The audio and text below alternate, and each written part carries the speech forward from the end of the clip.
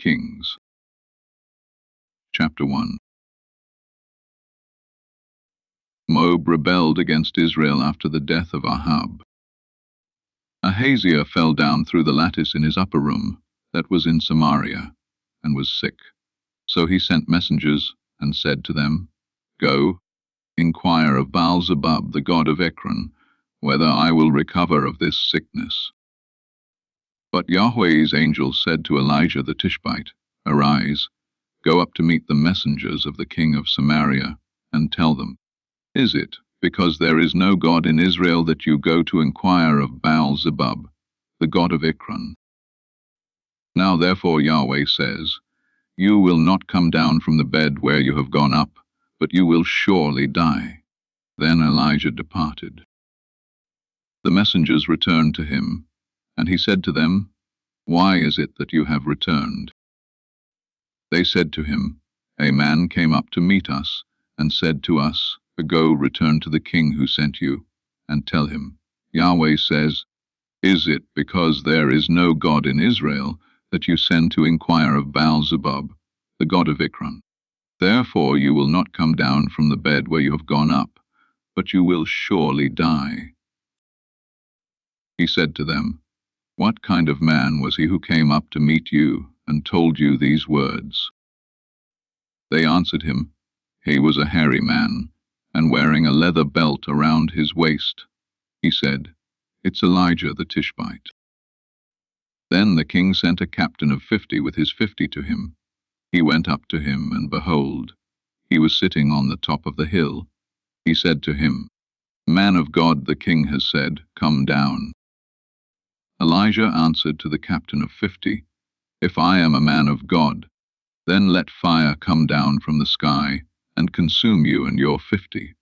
Then fire came down from the sky, and consumed him and his 50. Again he sent to him another captain of 50 with his 50. He answered him, Man of God, the king has said, Come down quickly. Elijah answered them, If I am a man of God, then let fire come down from the sky, and consume you and your 50. Then God's fire came down from the sky, and consumed him and his 50. Again he sent the captain of a third 50 with his 50. The third captain of 50 went up, and came and fell on his knees before Elijah, and begged him, and said to him, Man of God, please let my life, and the life of these 50 of your servants be precious in your sight. Behold, fire came down from the sky, and consumed the last 2 captains of 50 with their 50s. But now let my life be precious in your sight. Yahweh's angel said to Elijah, Go down with him. Don't be afraid of him. Then he arose and went down with him to the king. He said to him, Yahweh says, Because you have sent messengers to inquire of Baal-zebub, the god of Ekron, is it because there is no God in Israel to inquire of his word? Therefore you will not come down from the bed where you have gone up, but you will surely die. So he died according to Yahweh's word which Elijah had spoken. Jehoram began to reign in his place in the 2nd year of Jehoram, the son of Jehoshaphat, king of Judah, because he had no son. Now the rest of the acts of Ahaziah which he did, aren't they written in the book of the Chronicles of the kings of Israel? 2 Kings. Chapter 2. When Yahweh was about to take Elijah up by a whirlwind into heaven, Elijah went with Elisha from Gilgal. Elijah said to Elisha, Please wait here, for Yahweh has sent me as far as Bethel. Elisha said, As Yahweh lives, and as your soul lives, I will not leave you. So they went down to Bethel. The sons of the prophets who were at Bethel came out to Elisha, and said to him, Do you know that Yahweh will take away your master from over you today? He said, Yes, I know it. Hold your peace.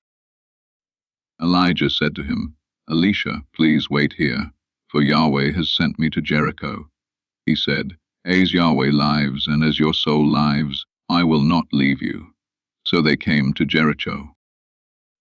the sons of the prophets who were at Jericho came near to Elisha and said to him, "Do you know that Yahweh will take away your master from over you today?" He answered, "Yes, I know it. Hold your peace." Elijah said to him, "Please wait here, for Yahweh has sent me to the Jordan." He said, "As Yahweh lives, and as your soul lives, I will not leave you."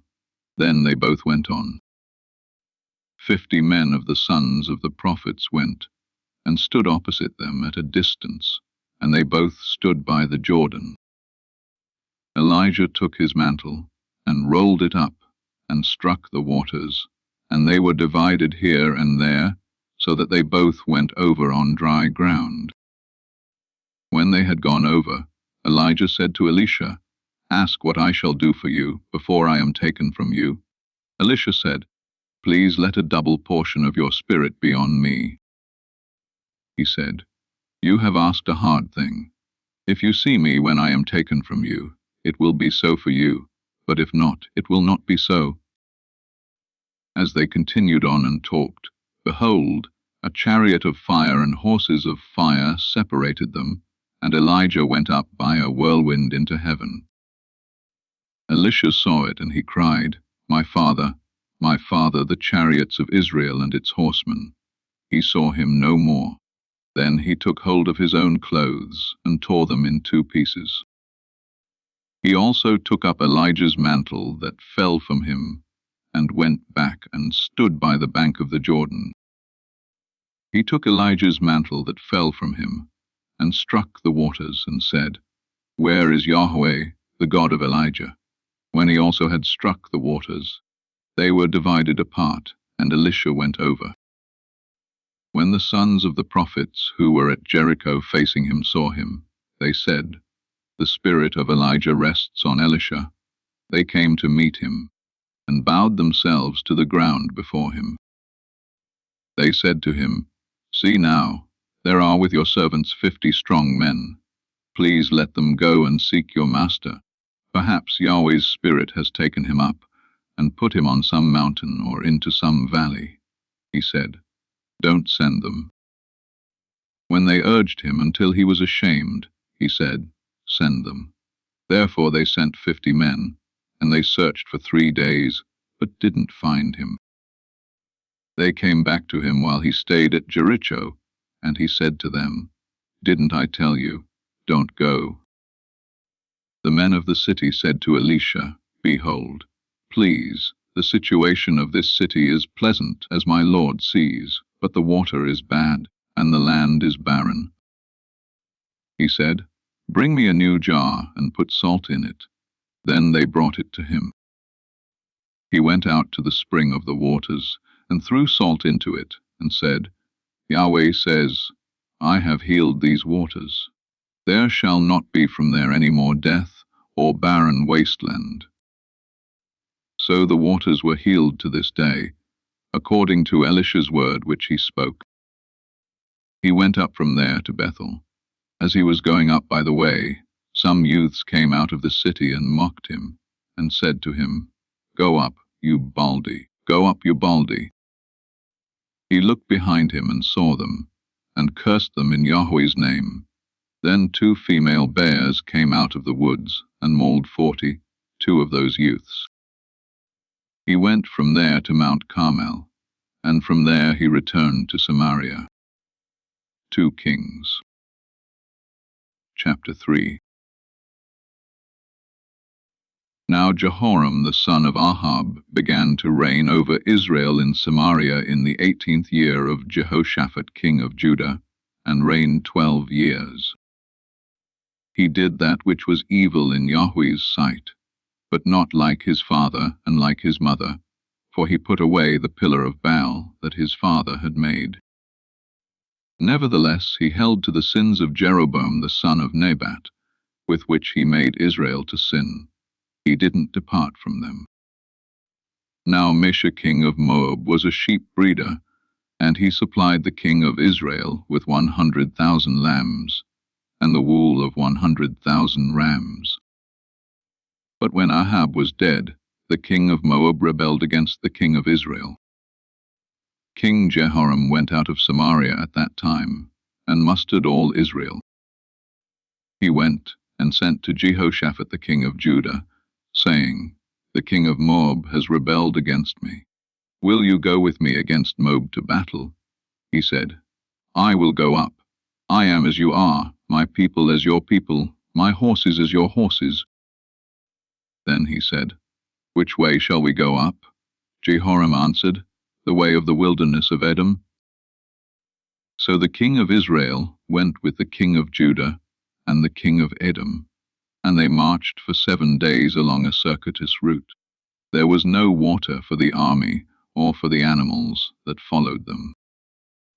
The king of Israel said, "Alas, for Yahweh has called these 3 kings together to deliver them into the hand of Moab." But Jehoshaphat said, "Isn't there a prophet of Yahweh here, that we may inquire of Yahweh by him?" One of the king of Israel's servants answered, "Elisha the son of Shaphat, who poured water on the hands of Elijah, is here." Jehoshaphat said, "Yahweh's word is with him." So the king of Israel and Jehoshaphat and the king of Edom went down to him. Elisha said to the king of Israel, "What have I to do with you? Go to the prophets of your father and to the prophets of your mother." The king of Israel said to him, "No, for Yahweh has called these 3 kings together to deliver them into the hand of Moab." Elisha said, "As Yahweh of armies lives, before whom I stand, surely, were it not that I respect the presence of Jehoshaphat the king of Judah, I would not look toward you, nor see you. But now bring me a musician."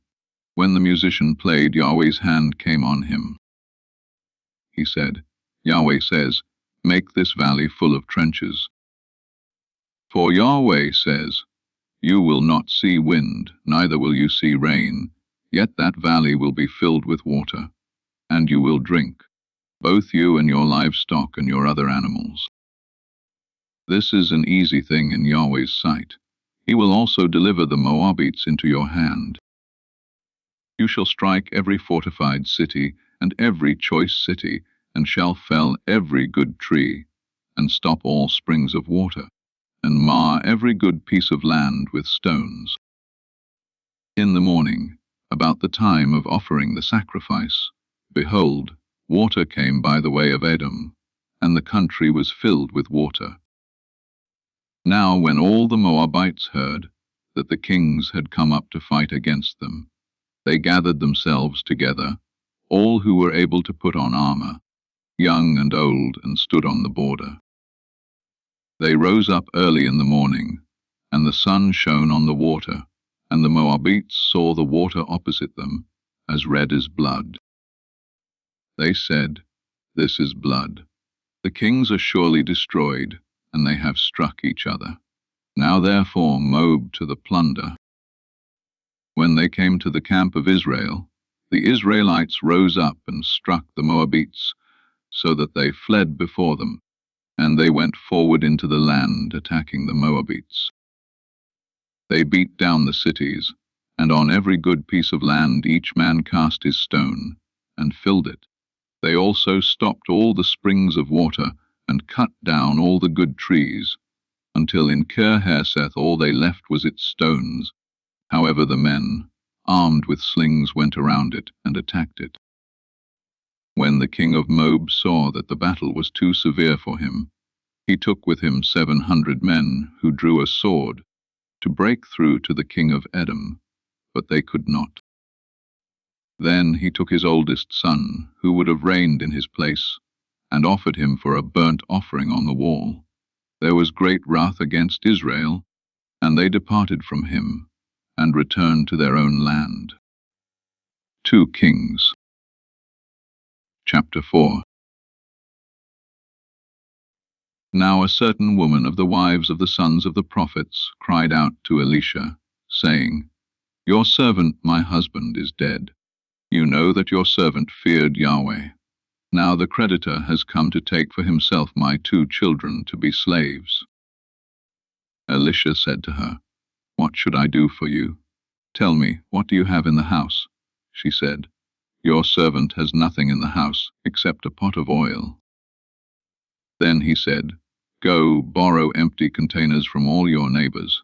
Don't borrow just a few containers. Go in and shut the door on you and on your sons, and pour oil into all those containers, and set aside those which are full." So she went from him, and shut the door on herself and on her sons. They brought the containers to her, and she poured oil. When the containers were full, she said to her son, "Bring me another container." He said to her, "There isn't another container." Then the oil stopped flowing. Then she came and told the man of God. He said, "Go, sell the oil, and pay your debt, and you and your sons live on the rest." One day Elisha went to Shunammite, where there was a prominent woman, and she persuaded him to eat bread. So it was that as often as he passed by, he turned in there to eat bread. She said to her husband, "See now, I perceive that this is a holy man of God who passes by us continually. Please, let's make a little room on the roof. Let's set a bed, a table, a chair, and a lamp stand for him there. When he comes to us, he can stay there." One day he came there, and he went to the room and lay there. He said to Gehazi his servant, "Call this Shunammite." When he had called her, she stood before him. He said to him, "Say now to her, Behold, you have cared for us with all this care. What is to be done for you? Would you like to be spoken for to the king, or to the captain of the army?" She answered, "I dwell among my own people." He said, "What then is to be done for her?" Gehazi answered, "Most certainly she has no son, and her husband is old." He said, "Call her." When he had called her, she stood in the door. He said, "At this season next year you will embrace a son." She said, "No, my lord, you man of God, do not lie to your servant." The woman conceived, and bore a son at that season when the time came around, as Elisha had said to her. When the child was grown, one day he went out to his father to the reapers. He said to his father, "My head, my head." He said to his servant, "Carry him to his mother." When he had taken him and brought him to his mother, he sat on her knees until noon, and then died. She went up and laid him on the man of God's bed, and shut the door on him, and went out. She called to her husband and said, "Please send me one of the servants and one of the donkeys, that I may run to the man of God and come again." He said, "Why would you want to go to him today? It is not a new moon or a Sabbath." She said, "It's all right." Then she saddled a donkey and said to her servant, "Drive and go forward. Don't slow down for me unless I ask you to." So she went and came to the man of God to Mount Carmel. When the man of God saw her afar off, he said to Gehazi his servant, "Behold, there is the Shunammite. Please run now to meet her, and ask her, Is it well with you? Is it well with your husband? Is it well with your child?" She answered, "It is well." When she came to the man of God to the hill, she caught hold of his feet. Gehazi came near to thrust her away, but the man of God said, "Leave her alone, for her soul is troubled within her, and Yahweh has hidden it from me, and has not told me." Then she said, "Did I ask you for a son, my lord? Didn't I say, 'Do not deceive me'?" Then he said to Gehazi, "Tuck your cloak into your belt, take my staff in your hand, and go your way. If you meet any man, don't greet him, and if anyone greets you, don't answer him again. Then lay my staff on the child's face." The child's mother said, "As Yahweh lives, and as your soul lives, I will not leave you." So he arose and followed her. Gehazi went ahead of them, and laid the staff on the child's face, but there was no voice and no hearing. Therefore he returned to meet him, and told him, The child has not awakened." When Elisha had come into the house, behold, the child was dead and lying on his bed. He went in therefore, and shut the door on them both, and prayed to Yahweh. He went up and lay on the child, and put his mouth on his mouth, and his eyes on his eyes, and his hands on his hands.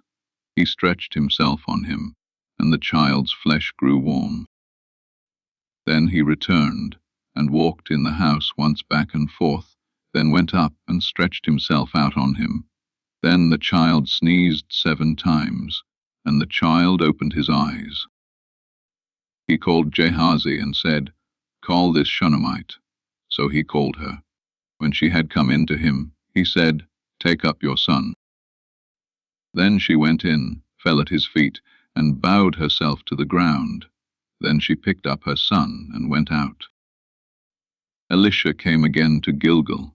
There was a famine in the land, and the sons of the prophets were sitting before him. And he said to his servant, "Get the large pot, and boil stew for the sons of the prophets." One went out into the field to gather herbs, and found a wild vine, and gathered a lap full of wild gourds from it, and came and cut them up into the pot of stew, for they didn't recognize them. So they poured out for the men to eat. As they were eating some of the stew, they cried out and said, "Man of God, there is death in the pot," and they could not eat it. But he said, "Then bring meal." He threw it into the pot, and he said, "Serve it to the people, that they may eat," and there was nothing harmful in the pot. A man from Baal Shalisha came, and brought the man of God some bread of the first fruits, 20 loaves of barley and fresh ears of grain in his sack. Elisha said, "Give to the people, that they may eat." His servant said, "What, should I set this before 100 men? But he said, "Give it to the people, that they may eat, for Yahweh says, they will eat, and will have some left over." So he set it before them, and they ate, and had some left over, according to Yahweh's word. 2 Kings, chapter 5. Now Naaman, captain of the army of the king of Syria, was a great man with his master, and honorable, because by him Yahweh had given victory to Syria. He was also a mighty man of valor, but he was a leper. The Syrians had gone out in bands, and had brought away captive out of the land of Israel a little girl, and she waited on Naaman's wife. She said to her mistress, "I wish that my lord were with the prophet who is in Samaria. Then he would heal him of his leprosy."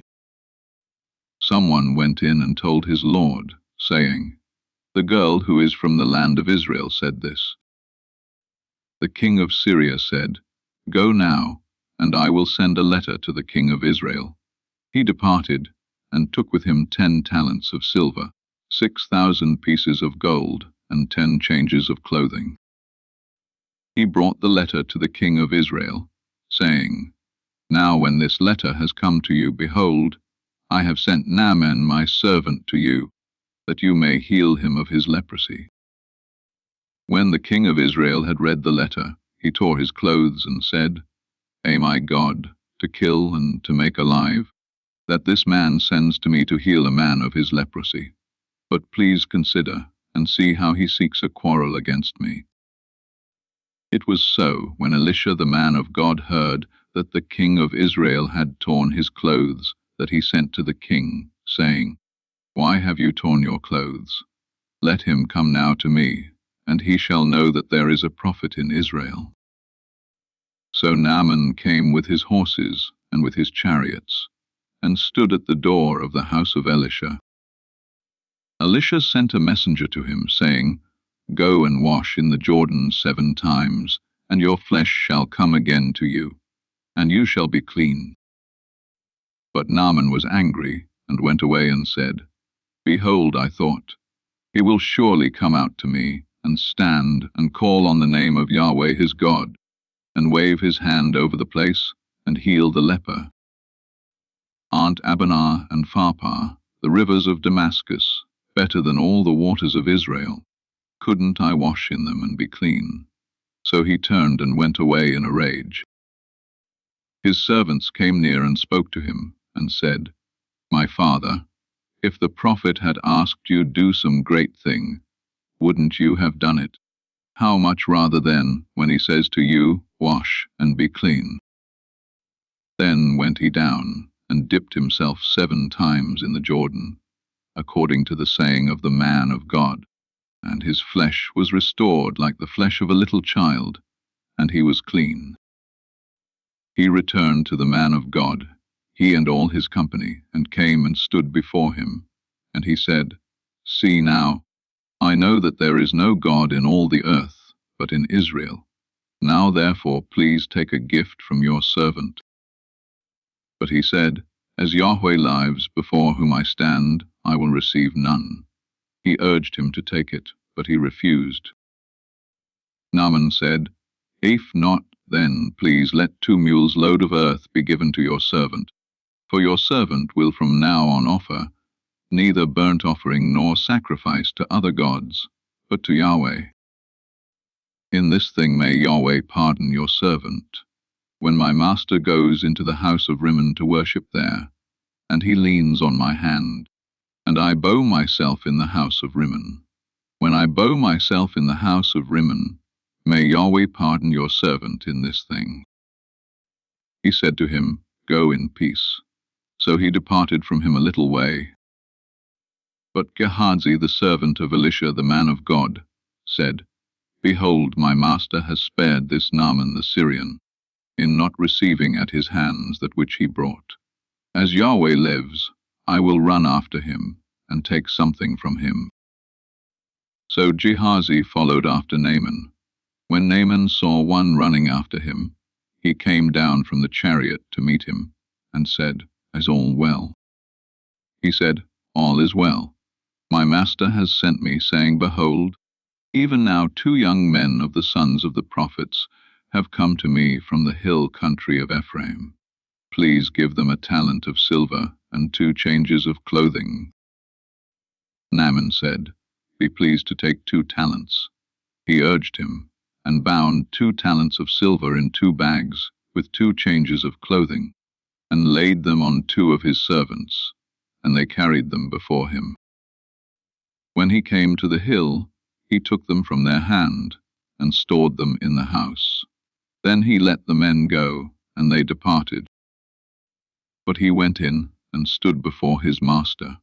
Elisha said to him, "Where did you come from, Gehazi?" He said, "Your servant went nowhere." He said to him, "Didn't my heart go with you when the man turned from his chariot to meet you? Is it a time to receive money, and to receive garments, and olive groves and vineyards, and sheep and cattle, and male servants and female servants? Therefore the leprosy of Naaman will cling to you and to your offspring forever. He went out from his presence a leper, as white as snow." 2 Kings. Chapter 6.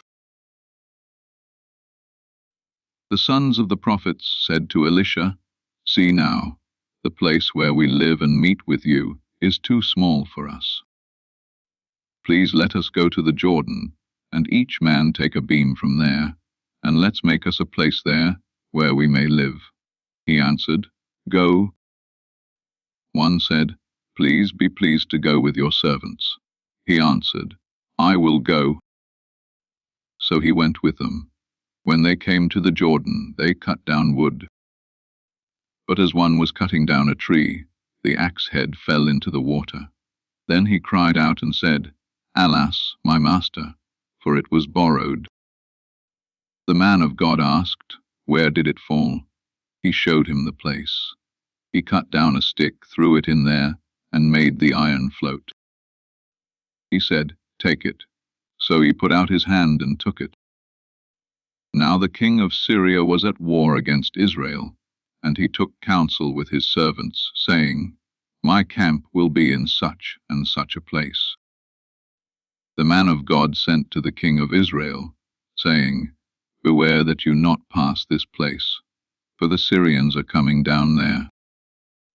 The king of Israel sent to the place which the man of God told him and warned him of, and he saved himself there, not once or twice. The king of Syria's heart was very troubled about this.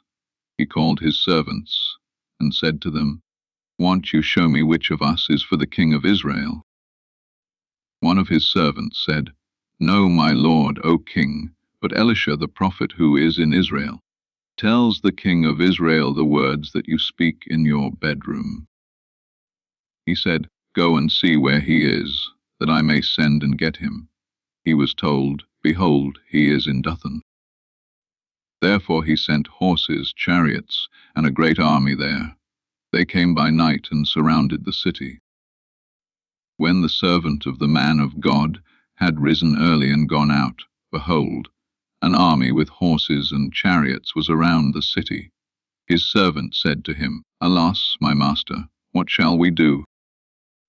He answered, "Don't be afraid, for those who are with us are more than those who are with them." Elisha prayed and said, "Yahweh, please open his eyes that he may see." Yahweh opened the young man's eyes, and he saw, and behold, the mountain was full of horses and chariots of fire around Elisha. When they came down to him, Elisha prayed to Yahweh and said, "Please strike this people with blindness." He struck them with blindness according to Elisha's word. Elisha said to them, "This is not the way, neither is this the city. Follow me, and I will bring you to the man whom you seek." He led them to Samaria. When they had come into Samaria, Elisha said, "Yahweh, open these men's eyes, that they may see." Yahweh opened their eyes, and they saw, and behold, they were in the middle of Samaria. The king of Israel said to Elisha, when he saw them, "My father, shall I strike them? Shall I strike them?" He answered, "You shall not strike them. Would you strike those whom you have taken captive with your sword and with your bow? Set bread and water before them, that they may eat and drink. Then go to their master." He prepared a great feast for them. After they ate and drank, he sent them away, and they went to their master. So the bands of Syria stopped raiding the land of Israel. After this, Ben-Hadad king of Syria gathered all his army, and went up and besieged Samaria. There was a great famine in Samaria. Behold, they besieged it until a donkey's head was sold for 80 pieces of silver, and the fourth part of a cab of dove's dung for 5 pieces of silver. As the king of Israel was passing by on the wall, a woman cried to him, saying, "Help, my lord, O king." He said, "If Yahweh doesn't help you, where could I get help for you? From the threshing floor or from the winepress?" Then the king asked her, "What is your problem?" She answered, "This woman said to me, 'Give your son, that we may eat him today, and we will eat my son tomorrow.' So we boiled my son and ate him. And I said to her on the next day, 'Give up your son that we may eat him,' and she has hidden her son." When the king heard the words of the woman, he tore his clothes. Now he was passing by on the wall, and the people looked, and behold, he had sackcloth underneath on his body. Then he said, "God do so to me, and more also, if the head of Elisha the son of Shaphat stays on him today." But Elisha was sitting in his house, and the elders were sitting with him. Then the king sent a man from before him. But before the messenger came to him, he said to the elders, "Do you see how this son of a murderer has sent to take away my head? Behold, when the messenger comes, shut the door, and hold the door shut against him. Isn't the sound of his master's feet behind him?" While he was still talking with them, behold, the messenger came down to him.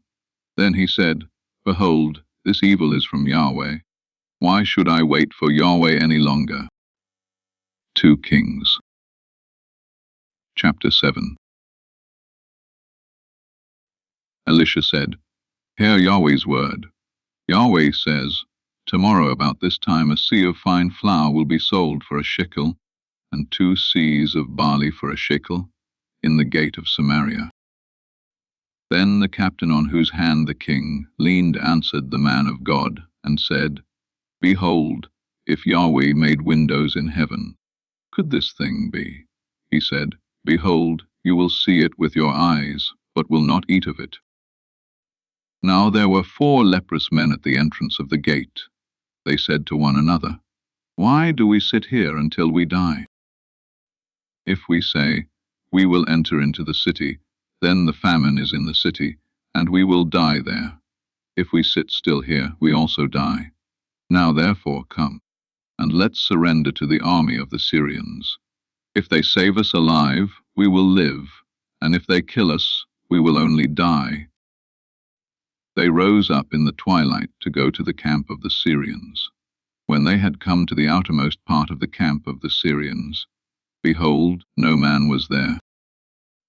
For the Lord had made the army of the Syrians to hear the sound of chariots and the sound of horses, even the noise of a great army. And they said to one another, Behold, the king of Israel has hired against us the kings of the Hittites and the kings of the Egyptians to attack us. Therefore they arose and fled in the twilight, and left their tents, their horses, and their donkeys, even the camp as it was, and fled for their life. When these lepers came to the outermost part of the camp, they went into one tent, and ate and drank, then carried away silver, gold, and clothing, and went and hid it. Then they came back, and entered into another tent, and carried things from there also, and went and hid them. Then they said to one another, We aren't doing right. Today is a day of good news, and we keep silent. If we wait until the morning light, punishment will overtake us. Now therefore come, let's go and tell the king's household. So they came and called to the city gatekeepers, and they told them, We came to the camp of the Syrians, and, behold, there was no man there, not even a man's voice, but the horses tied, and the donkeys tied, and the tents as they were. Then the gatekeepers called out, and told it to the king's household within. The king arose in the night, and said to his servants, I will now show you what the Syrians have done to us. They know that we are hungry. Therefore they have gone out of the camp to hide themselves in the field, saying, When they come out of the city, we shall take them alive, and get into the city. One of his servants answered, Please let some people take 5 of the horses that remain, which are left in the city. Behold, they are like all the multitude of Israel who are left in it. Behold, they are like all the multitude of Israel who are consumed. Let's send and see. Therefore they took 2 chariots with horses, and the king sent them out to the Syrian army, saying, Go and see. They went after them to the Jordan, and behold, all the path was full of garments and equipment, which the Syrians had cast away in their haste. The messengers returned and told the king. The people went out and plundered the camp of the Syrians. So a seah of fine flour was sold for a shekel, and 2 measures of barley for a shekel, according to Yahweh's word. The king had appointed the captain, on whose hand he leaned to be in charge of the gate, and the people trampled over him in the gate, and he died as the man of God had said, who spoke when the king came down to him. It happened as the man of God had spoken to the king, saying, 2 seahs of barley for a shekel, and a seah of fine flour for a shekel, shall be tomorrow about this time in the gate of Samaria. And that captain answered the man of God, and said, Now behold, if Yahweh made windows in heaven, might such a thing be? And he said, Behold, you will see it with your eyes, but will not eat of it. It happened like that to him, for the people trampled over him in the gate, and he died. 2 Kings, chapter 8. Now Elisha had spoken to the woman whose son he had restored to life, saying, "Arise and go, you and your household, and stay for a while wherever you can, for Yahweh has called for a famine. It will also come on the land for 7 years." The woman arose and did according to the man of God's word. She went with her household, and lived in the land of the Philistines for 7 years. At the end of 7 years, the woman returned from the land of the Philistines. Then she went out to beg the king for her house and for her land. Now the king was talking with Gehazi, the servant of the man of God, saying, "Please tell me all the great things that Elisha has done." As he was telling the king how he had restored to life him who was dead, behold, the woman whose son he had restored to life begged the king for her house and for her land. Gehazi said, "My lord, O king, this is the woman, and this is her son, whom Elisha restored to life." When the king asked the woman, she told him. So the king appointed to her a certain officer, saying, "Restore all that was hers, and all the fruits of the field since the day that she left the land, even until now." Elisha came to Damascus, and Ben-hadad the king of Syria was sick. He was told, "The man of God has come here."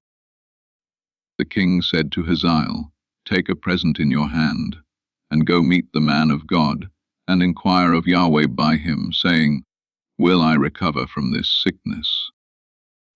So Hazael went to meet him, and took a present with him, even of every good thing of Damascus, 40 camels' burden, and came and stood before him, and said, "Your son Ben-hadad king of Syria has sent me to you, saying, Will I recover from this sickness?" Elisha said to him, "Go, tell him you will surely recover. However, Yahweh has shown me that he will surely die." He settled his gaze steadfastly on him, until he was ashamed. Then the man of God wept. Hazael said, "Why do you weep, my lord?" He answered, "Because I know the evil that you will do to the children of Israel. You will set their strongholds on fire, and you will kill their young men with the sword, and will dash their little ones in pieces, and rip up their pregnant women." Hazael said, "But what is your servant, who is but a dog, that he could do this great thing?" Elisha answered, "Yahweh has shown me that you will be king over Syria." Then he departed from Elisha, and came to his master, who said to him, "What did Elisha say to you?" He answered, "He told me that you would surely recover." On the next day he took a thick cloth, dipped it in water, and spread it on the king's face, so that he died. Then Hazael reigned in his place. In the 5th year of Joram the son of Ahab king of Israel, Jehoshaphat being king of Judah then, Jehoram the son of Jehoshaphat king of Judah began to reign. He was 32 years old when he began to reign. He reigned 8 years in Jerusalem. He walked in the way of the kings of Israel, as did Ahab's house, for he married Ahab's daughter. He did that which was evil in Yahweh's sight. However, Yahweh would not destroy Judah, for David his servant's sake, as he promised him to give to him a lamp for his children always. In his days Edom revolted from under the hand of Judah, and made a king over themselves. Then Joram crossed over to Zair, and all his chariots with him, and he rose up by night and struck the Edomites, who surrounded him with the captains of the chariots, and the people fled to their tents. So Edom revolted from under the hand of Judah to this day. Then Libnah revolted at the same time. The rest of the acts of Joram, and all that he did, aren't they written in the book of the Chronicles of the kings of Judah? Joram slept with his fathers, and was buried with his fathers in David's city, and Ahaziah his son reigned in his place. In the 12th year of Joram the son of Ahab king of Israel, Ahaziah the son of Jehoram king of Judah began to reign. Ahaziah was 22 years old when he began to reign, and he reigned 1 year in Jerusalem. His mother's name was Athaliah, the daughter of Omri, king of Israel. He walked in the way of Ahab's house, and did that which was evil in Yahweh's sight, as did Ahab's house, for he was the son-in-law of Ahab's house. He went with Joram the son of Ahab to war against Hazael, king of Syria, at Ramoth-Gilead, and the Syrians wounded Joram. King Joram returned to be healed in Jezreel from the wounds which the Syrians had given him at Ramah, when he fought against Hazael, king of Syria. Ahaziah the son of Joram, king of Judah, went down to see Joram the son of Ahab in Jezreel, because he was sick. 2 Kings. Chapter 9. Elisha the prophet called one of the sons of the prophets, and said to him, "Put your belt on your waist, take this vial of oil in your hand, and go to Ramoth-Gilead. When you come there, find Jehu the son of Jehoshaphat the son of Nimshi, and go in and make him rise up from among his brothers, and take him to an inner room. Then take the vial of oil, and pour it on his head, and say, 'Yahweh says, I have anointed you king over Israel.' Then open the door, flee, and don't wait." So the young man, the young prophet, went to Ramoth-Gilead. When he came, behold, the captains of the army were sitting. Then he said, "I have a message for you, captain." Jehu said, "To which one of us?" He said, "To you, O captain." He arose and went into the house. Then he poured the oil on his head, and said to him, "Yahweh, the God of Israel, says, I have anointed you king over the people of Yahweh, even over Israel. You must strike your master Ahab's house, that I may avenge the blood of my servants the prophets, and the blood of all the servants of Yahweh at the hand of Jezebel. For the whole house of Ahab will perish. I will cut off from Ahab everyone who urinates against a wall, both him who is shut up and him who is left at large in Israel. I will make Ahab's house like the house of Jeroboam the son of Nebat, and like the house of Baasha the son of Ahijah. The dogs will eat Jezebel on the plot of ground of Jezreel, and there shall be no one to bury her." Then he opened the door and fled. When Jehu came out to the servants of his lord, and one said to him, "Is all well? Why did this madman come to you?" He said to them, "You know the man and how he talks." They said, "That is a lie. Tell us now." He said to me, "Yahweh says, I have anointed you king over Israel." Then they hurried, and each man took his cloak, and put it under him on the top of the stairs, and blew the trumpet, saying, "Jehu is king." So Jehu the son of Jehoshaphat the son of Nimshi conspired against Joram. Now Joram was defending Ramoth-Gilead, he and all Israel, because of Hazael king of Syria. But King Joram had returned to be healed in Jezreel of the wounds which the Syrians had given him, when he fought with Hazael king of Syria. Jehu said, "If this is your thinking, then let no one escape, and go out of the city to go to tell it in Jezreel." So Jehu rode in a chariot and went to Jezreel, for Joram lay there. Ahaziah king of Judah had come down to see Joram. Now the watchman was standing on the tower in Jezreel, and he spied the company of Jehu as he came, and said, "I see a company." Joram said, "Take a horseman, and send to meet them, and let him say, 'Is it peace?'" So one went on horseback to meet him, and said, "The king says, 'Is it peace?'" Jehu said, "What do you have to do with peace? Fall in behind me." The watchman said, "The messenger came to them, but he isn't coming back." Then he sent out a second on horseback, who came to them and said, "The king says, 'Is it peace?'" Jehu answered, "What do you have to do with peace? Fall in behind me." The watchman said, "He came to them, and isn't coming back." The driving is like the driving of Jehu the son of Nimshi, for he drives furiously. Joram said, "Get ready." They got his chariot ready. Then Joram king of Israel and Ahaziah king of Judah went out, each in his chariot, and they went out to meet Jehu, and found him on Naboth the Jezreelite's land. When Joram saw Jehu, he said, "Is it peace, Jehu?" He answered, "What peace? So long as the prostitution of your mother Jezebel and her witchcraft abound." Joram turned his hands and fled, and said to Ahaziah, "This is treason, Ahaziah." Jehu drew his bow with his full strength, and struck Joram between his arms, and the arrow went out at his heart, and he sunk down in his chariot. Then Jehu said to Bidkar his captain, "Pick him up, and throw him in the plot of the field of Naboth the Jezreelite. For remember how, when you and I rode together after Ahab his father, Yahweh laid this burden on him. Surely I have seen yesterday the blood of Naboth, and the blood of his sons, says Yahweh, and I will repay you in this plot of ground, says Yahweh. Now therefore take and cast him onto the plot of ground, according to Yahweh's word."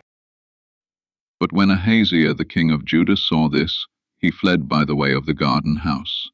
Jehu followed after him, and said, "Strike him also in the chariot." They struck him at the ascent of Gur, which is by Ibleam. He fled to Megiddo and died there.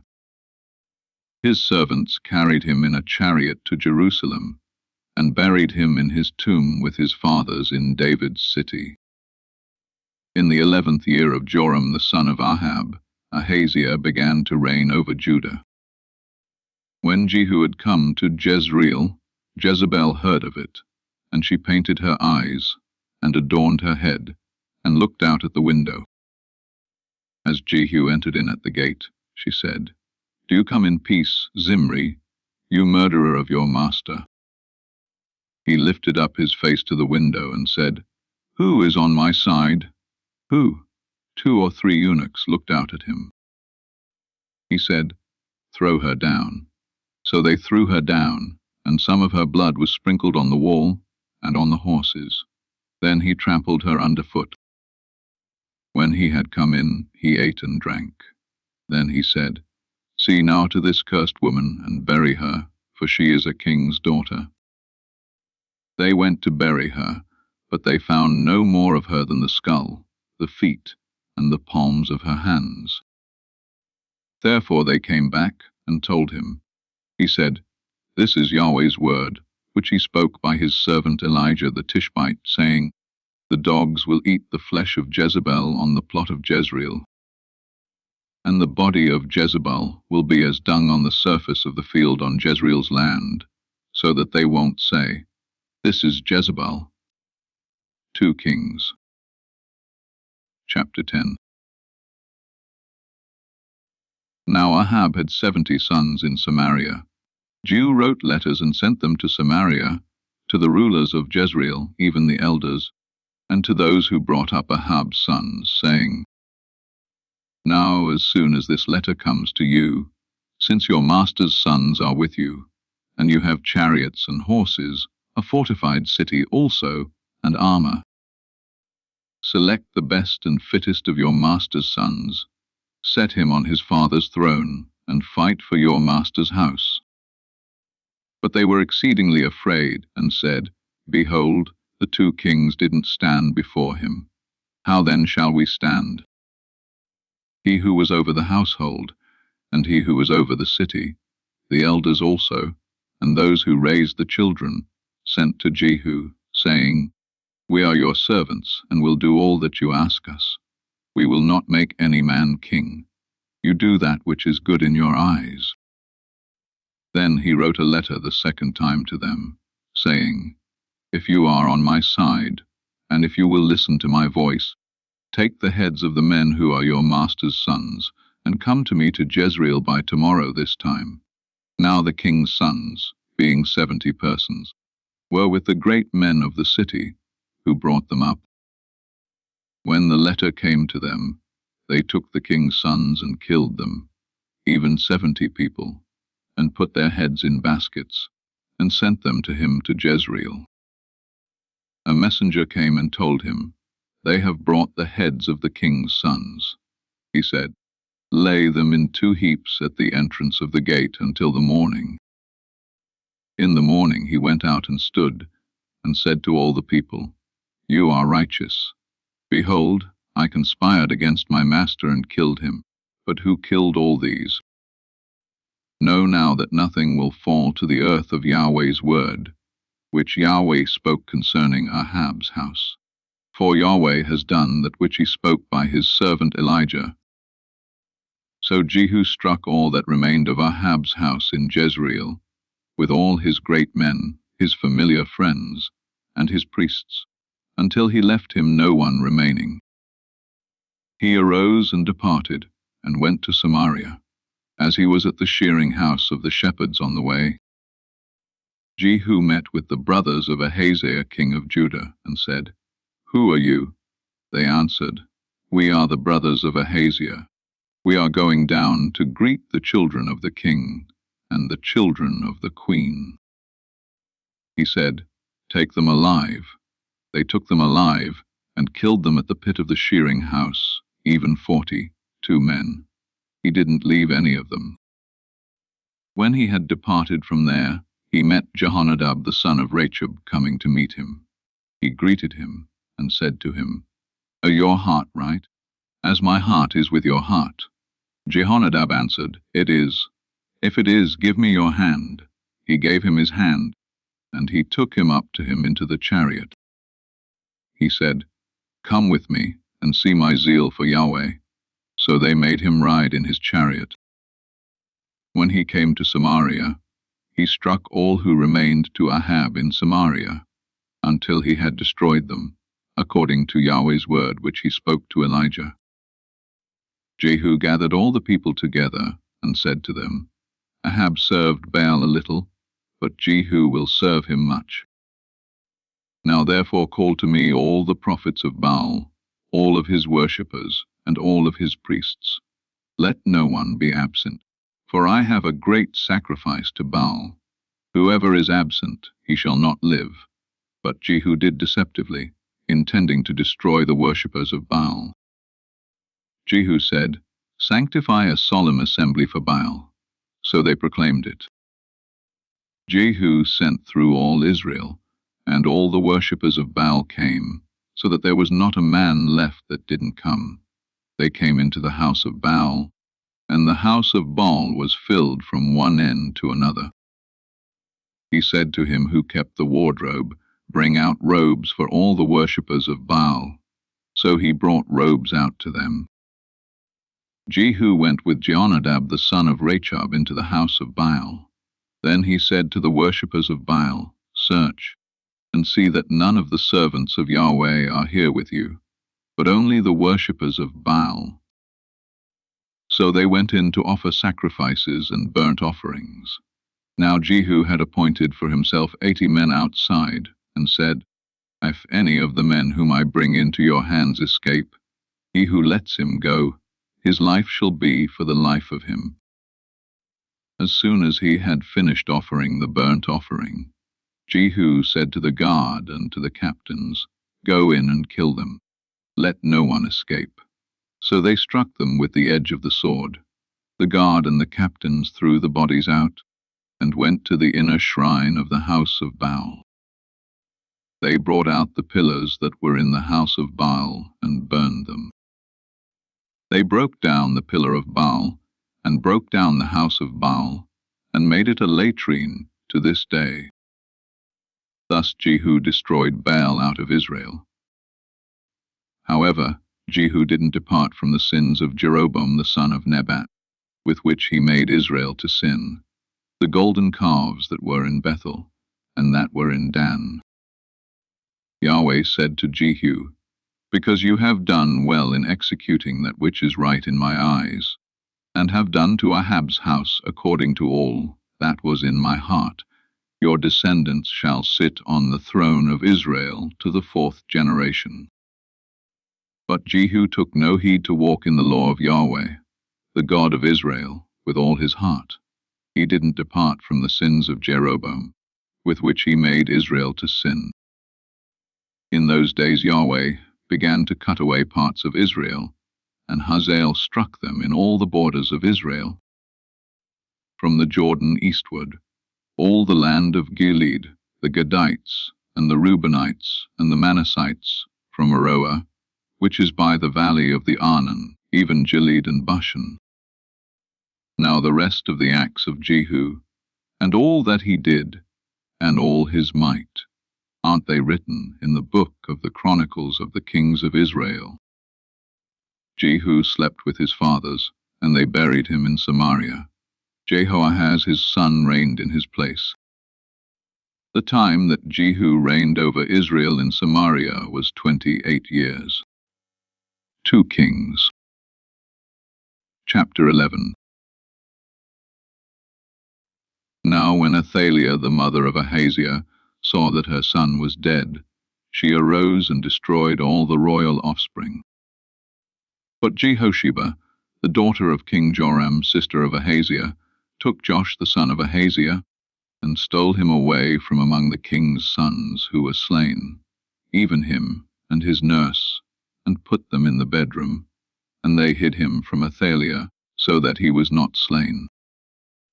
He was with her hidden in Yahweh's house 6 years, while Athaliah reigned over the land. In the 7th year Jehoiada sent and fetched the captains over hundreds of the Kerites and of the guard, and brought them to him into Yahweh's house.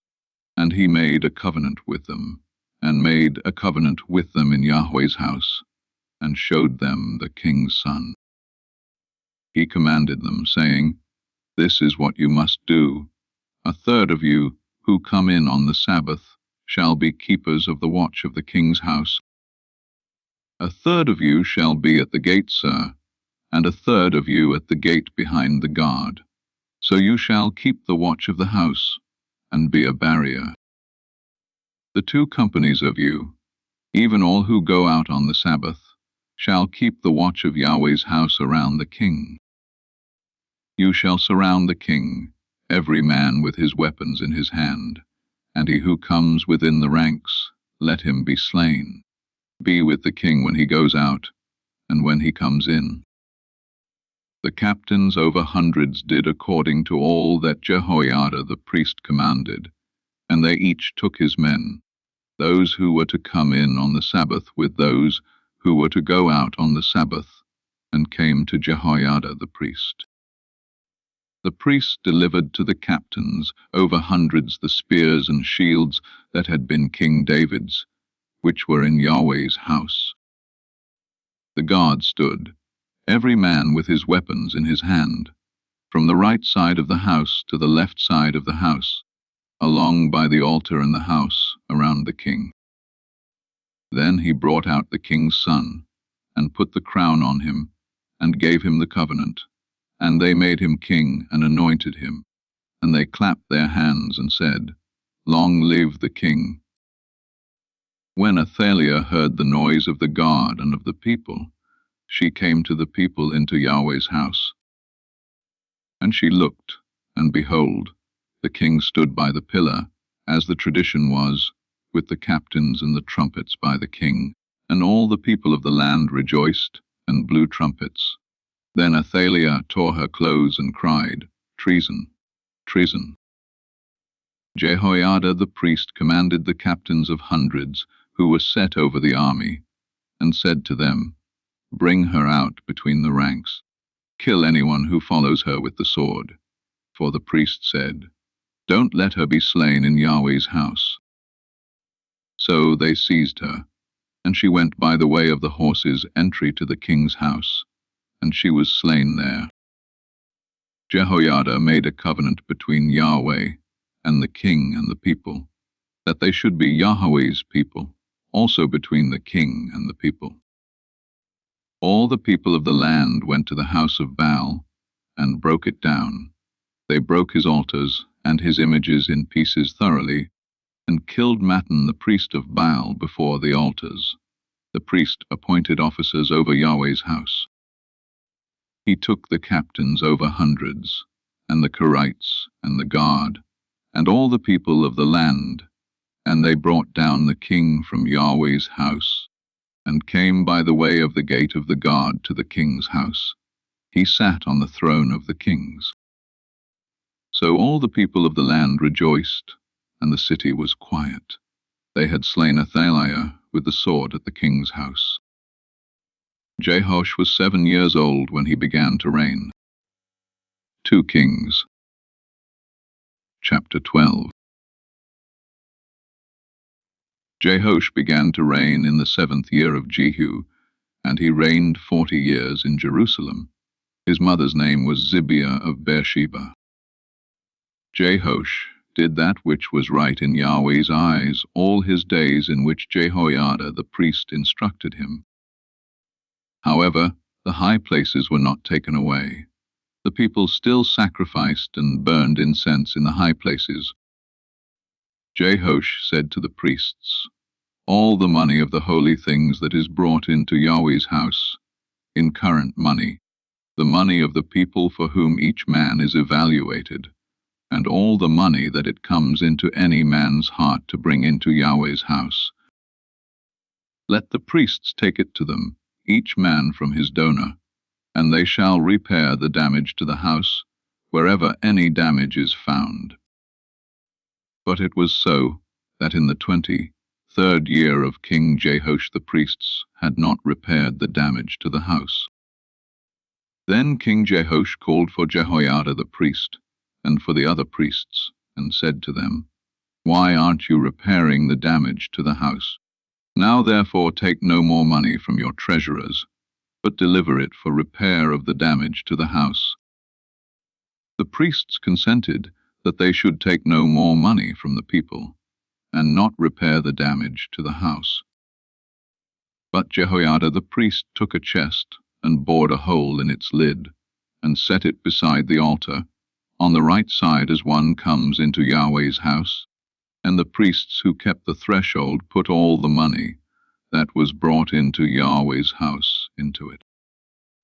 When they saw that there was much money in the chest, the king's scribe and the high priest came up, and they put it in bags and counted the money that was found in Yahweh's house.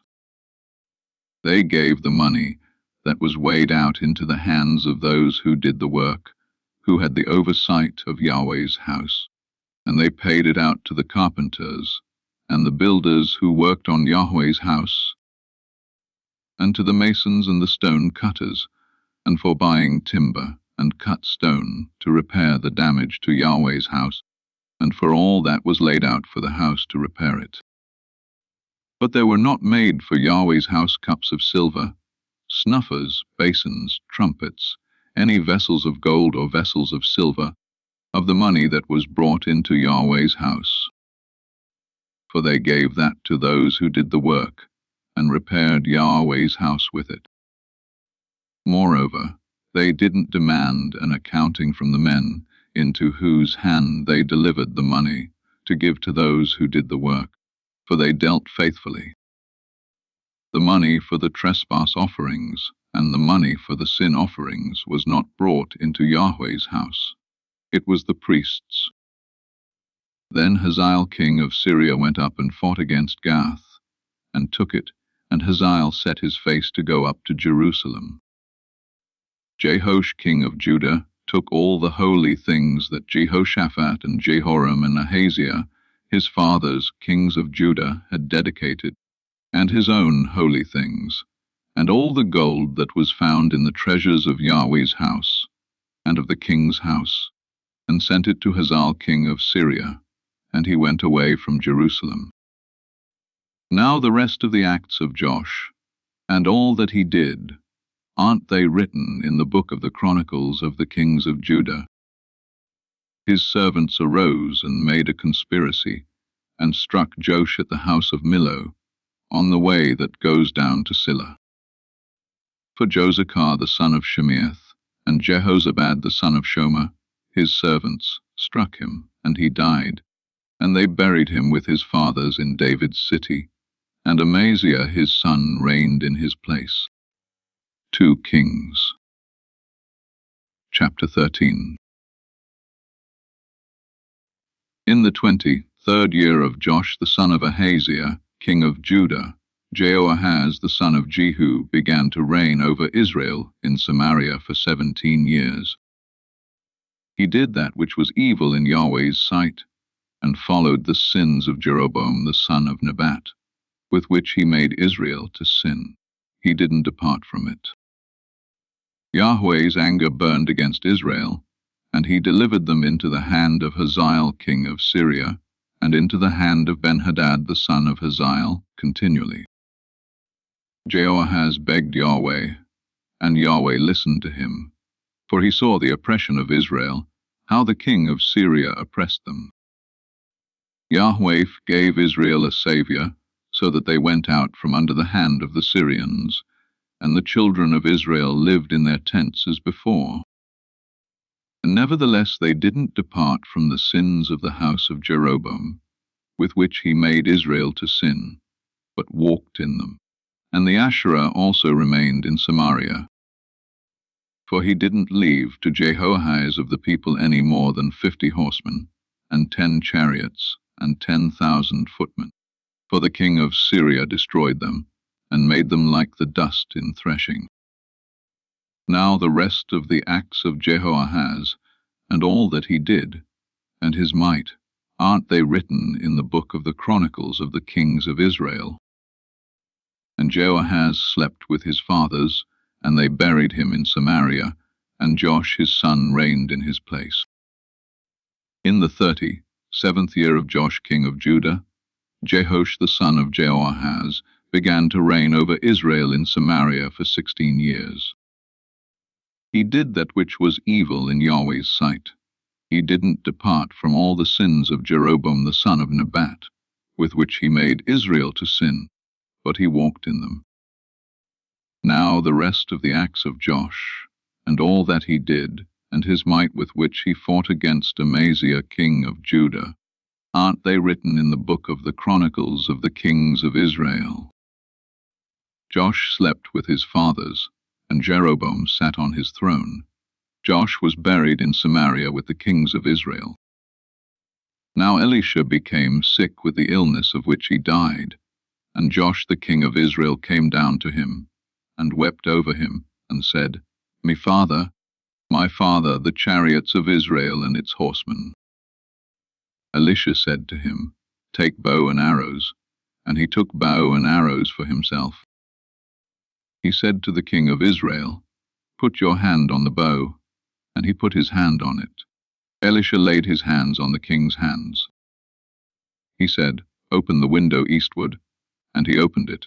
Then Elisha said, shoot, and he shot. He said, Yahweh's arrow of victory, even the arrow of victory over Syria, for you will strike the Syrians in Aphek until you have consumed them. He said, take the arrows, and he took them. He said to the king of Israel, strike the ground, and he struck 3 times and stopped. The man of God was angry with him, and said, you should have struck 5 or 6 times. Then you would have struck Syria until you had consumed it, but now you will strike Syria just 3 times. Elisha died, and they buried him. Now the bands of the Moabites invaded the land at the coming in of the year. As they were burying a man, behold, they saw a band of raiders, and they threw the man into Elisha's tomb. As soon as the man touched Elisha's bones, he revived and stood up on his feet. Hazael king of Syria oppressed Israel all the days of Jehoahaz.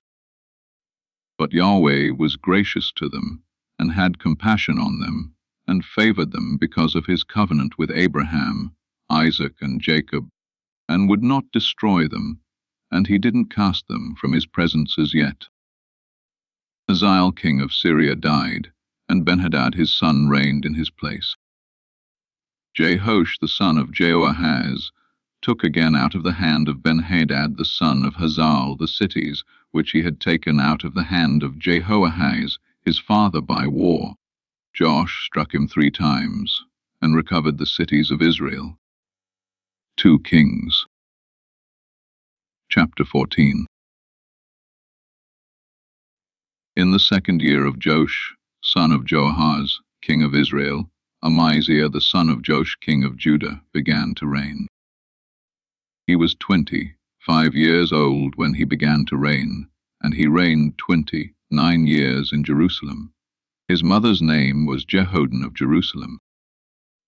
He did that which was right in Yahweh's eyes, yet not like David his father. He did according to all that Joash his father had done. However, the high places were not taken away. The people still sacrificed and burned incense in the high places. As soon as the kingdom was established in his hand, he killed his servants who had slain the king his father. But the children of the murderers he didn't put to death, according to that which is written in the book of the law of Moses, as Yahweh commanded, saying, The fathers shall not be put to death for the children, nor the children be put to death for the fathers, but every man shall die for his own sin.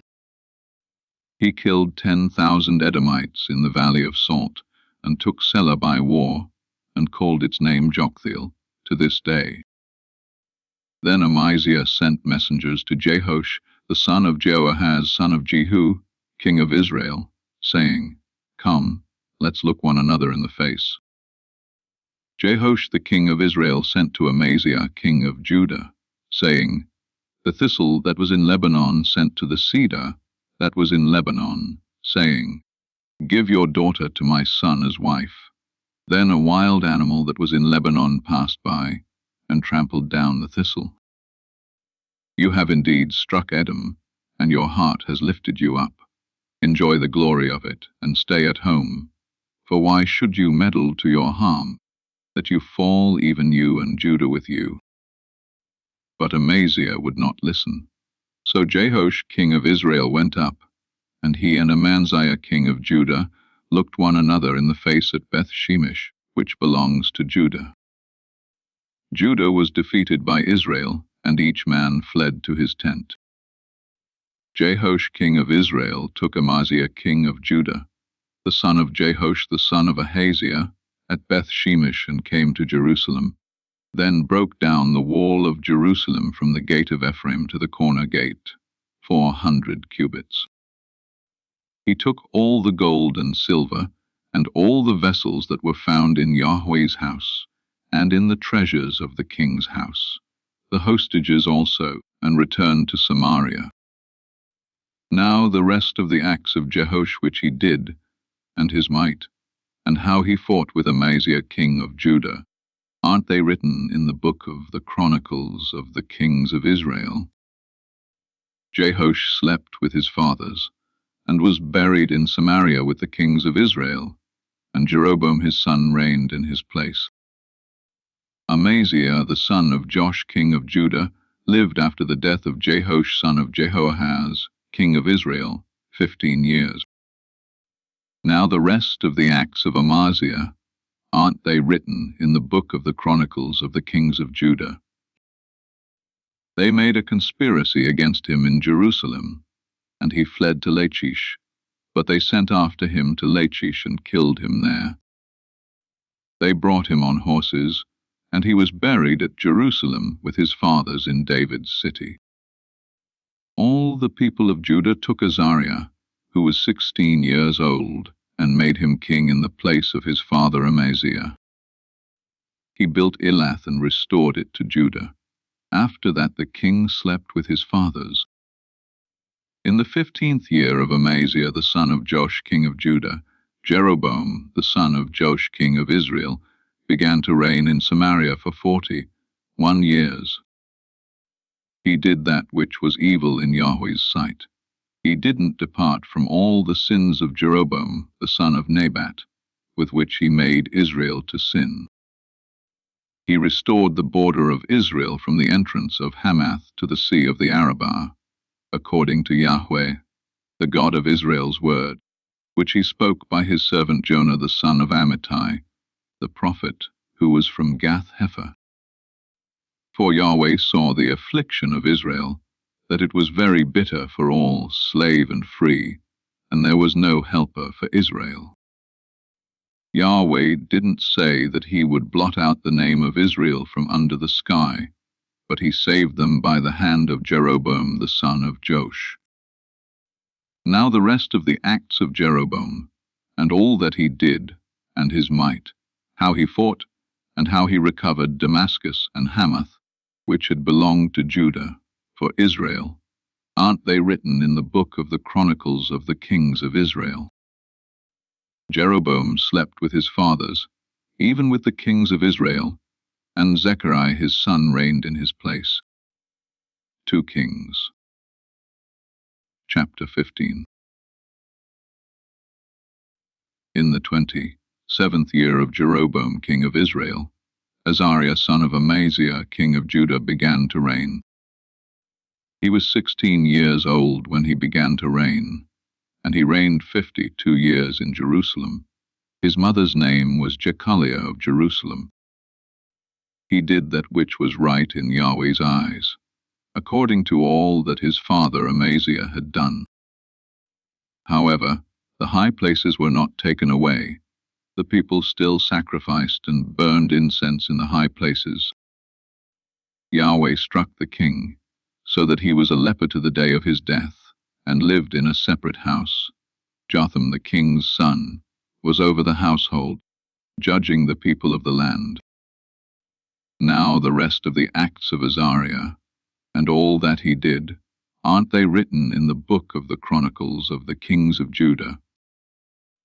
Azariah slept with his fathers, and they buried him with his fathers in David's city, and Jotham his son reigned in his place.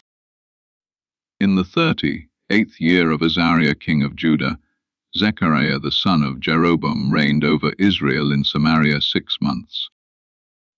He did that which was evil in Yahweh's sight, as his fathers had done.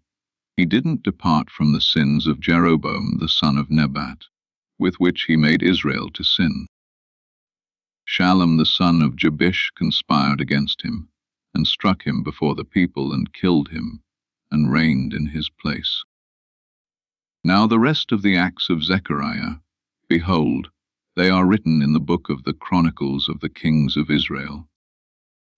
This was Yahweh's word which he spoke to Jehu, saying, Your sons to the 4th generation shall sit on the throne of Israel. So it came to pass. Shallum the son of Jabesh began to reign in the 39th year of Ahaziah king of Judah, and he reigned for a month in Samaria.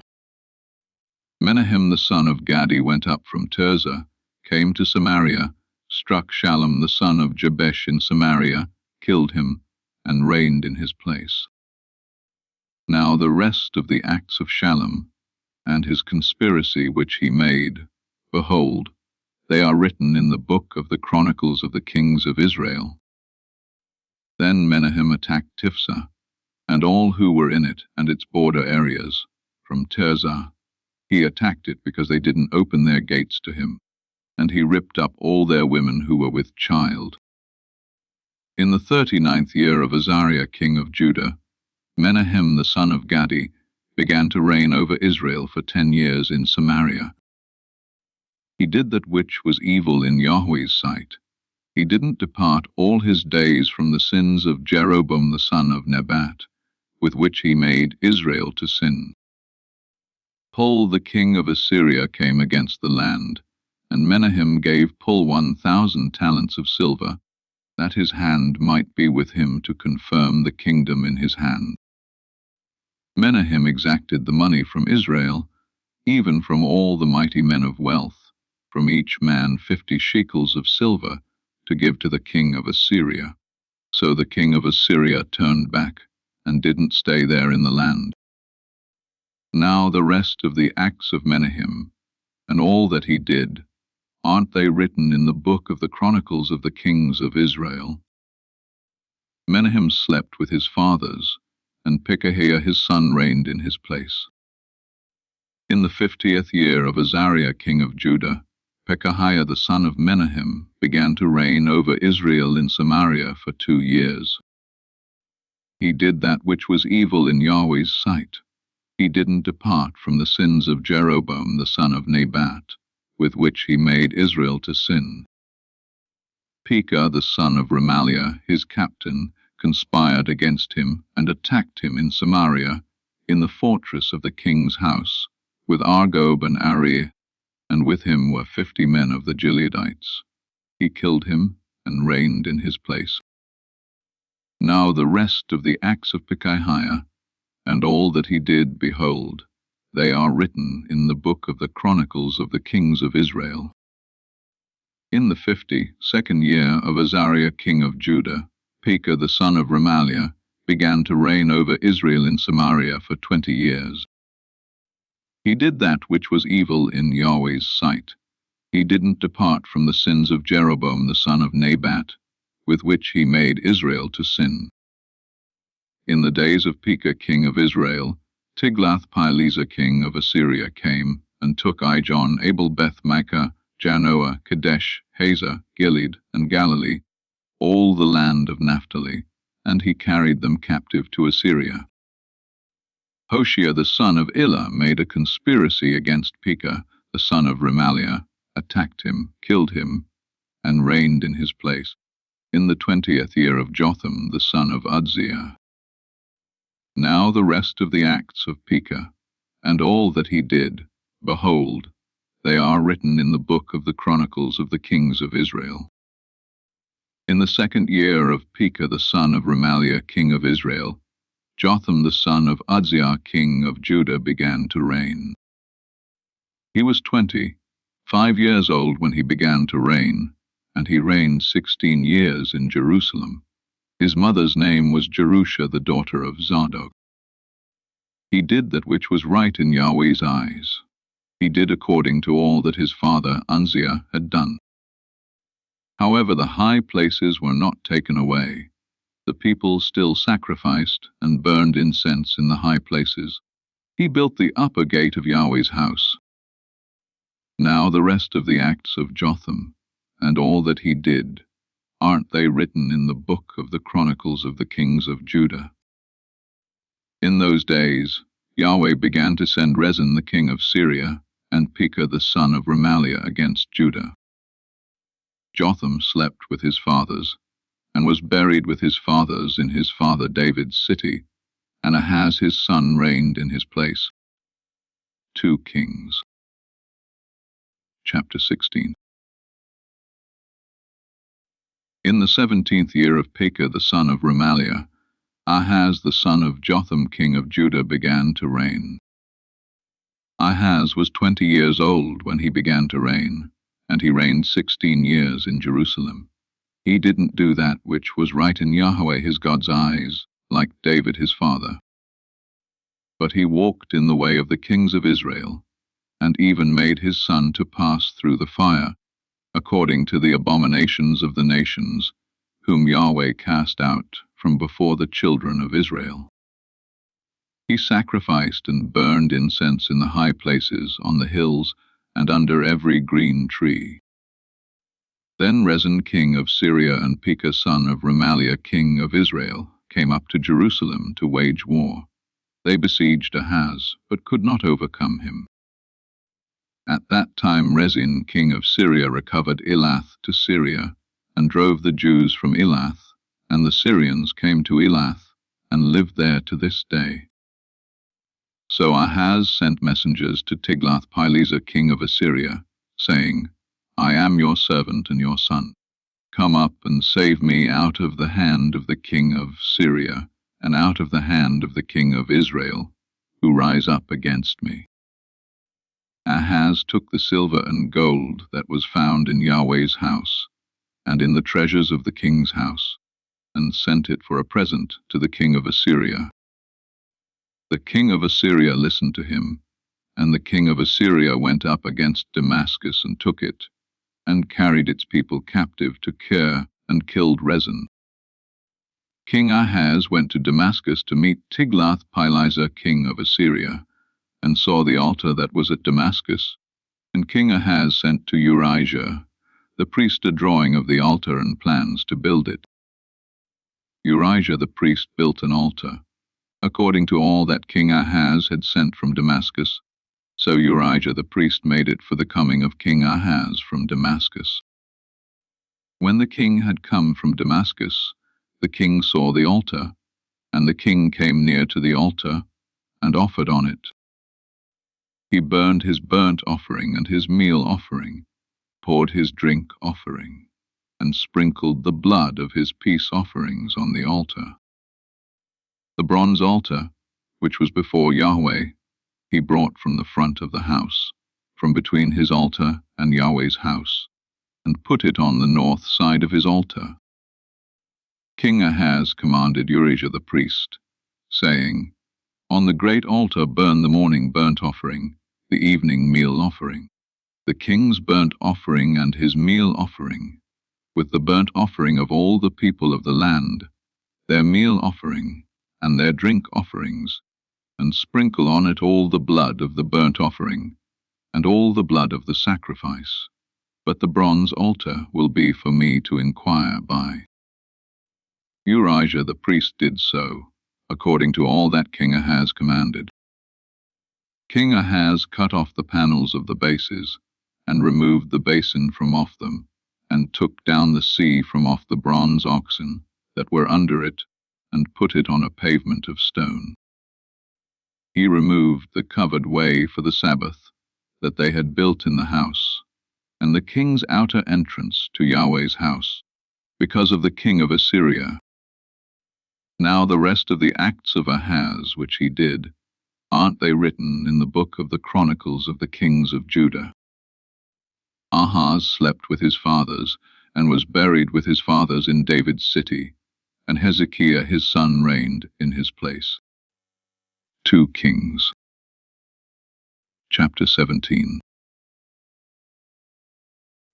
In the 12th year of Ahaz king of Judah, Hoshea the son of Elah began to reign in Samaria over Israel for 9 years. He did that which was evil in Yahweh's sight, yet not as the kings of Israel who were before him. Shalmaneser king of Assyria came up against him, and Hoshea became his servant, and brought him tribute. The king of Assyria discovered a conspiracy in Hoshea, for he had sent messengers to So king of Egypt, and offered no tribute to the king of Assyria, as he had done year by year. Therefore the king of Assyria seized him, and bound him in prison. Then the king of Assyria came up throughout all the land, went up to Samaria, and besieged it 3 years. In the 9th year of Hoshea, the king of Assyria took Samaria, and carried Israel away to Assyria, and placed them in Halah, and on the Habor, the river of Gozan, and in the cities of the maids. It was so because the children of Israel had sinned against Yahweh their God, who brought them up out of the land of Egypt, from under the hand of Pharaoh king of Egypt, and had feared other gods, and walked in the statutes of the nations whom Yahweh cast out from before the children of Israel, and of the kings of Israel, which they made. The children of Israel secretly did things that were not right against Yahweh their God, and they built high places for themselves in all their cities, from the tower of the watchman to the fortified city.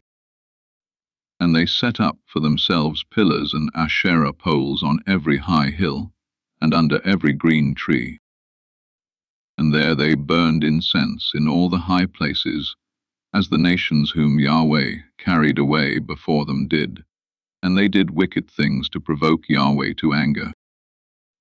And they served idols, of which Yahweh had said to them, You shall not do this thing. Yet Yahweh testified to Israel and to Judah, by every prophet and every seer, saying, Turn from your evil ways, and keep my commandments and my statutes, according to all the law which I commanded your fathers, and which I sent to you by my servants the prophets. Notwithstanding, they would not listen, but hardened their neck like the neck of their fathers who didn't believe in Yahweh their God. They rejected his statutes and his covenant that he made with their fathers, and his testimonies which he testified to them, and they followed vanity, and became vain, and followed the nations that were around them, concerning whom Yahweh had commanded them, that they should not do like them. They abandoned all the commandments of Yahweh their God, and made molten images for themselves, even 2 calves, and made an Asherah, and worshipped all the army of the sky, and served Baal. They caused their sons and their daughters to pass through the fire, used divination and enchantments, and sold themselves to do that which was evil in Yahweh's sight, to provoke him to anger. Therefore Yahweh was very angry with Israel, and removed them out of his sight. There was none left but the tribe of Judah only. Also Judah didn't keep the commandments of Yahweh their God, but walked in the statutes of Israel which they made. Yahweh rejected all the offspring of Israel, afflicted them, and delivered them into the hands of raiders, until he had cast them out of his sight.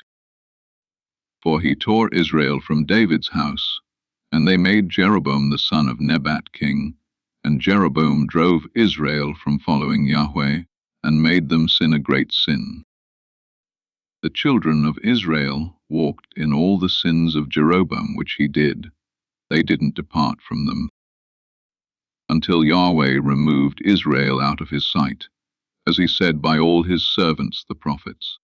So Israel was carried away out of their own land to Assyria to this day. The king of Assyria brought people from Babylon, from Cutha, from Ava, and from Hamath and Sepharvaim, and placed them in the cities of Samaria, instead of the children of Israel, and they possessed Samaria and lived in its cities. So it was, at the beginning of their dwelling there, that they didn't fear Yahweh.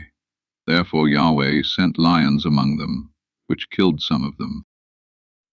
Therefore they spoke to the king of Assyria, saying, The nations which you have carried away, and placed in the cities of Samaria, don't know the law of the God of the land. Therefore he has sent lions among them, and behold, they kill them, because they don't know the law of the God of the land. Then the king of Assyria commanded, saying, Carry there one of the priests whom you brought from there, and let him go and dwell there, and let him teach them the law of the God of the land. So one of the priests whom they had carried away from Samaria came, and lived in Bethel, and taught them how they should fear Yahweh.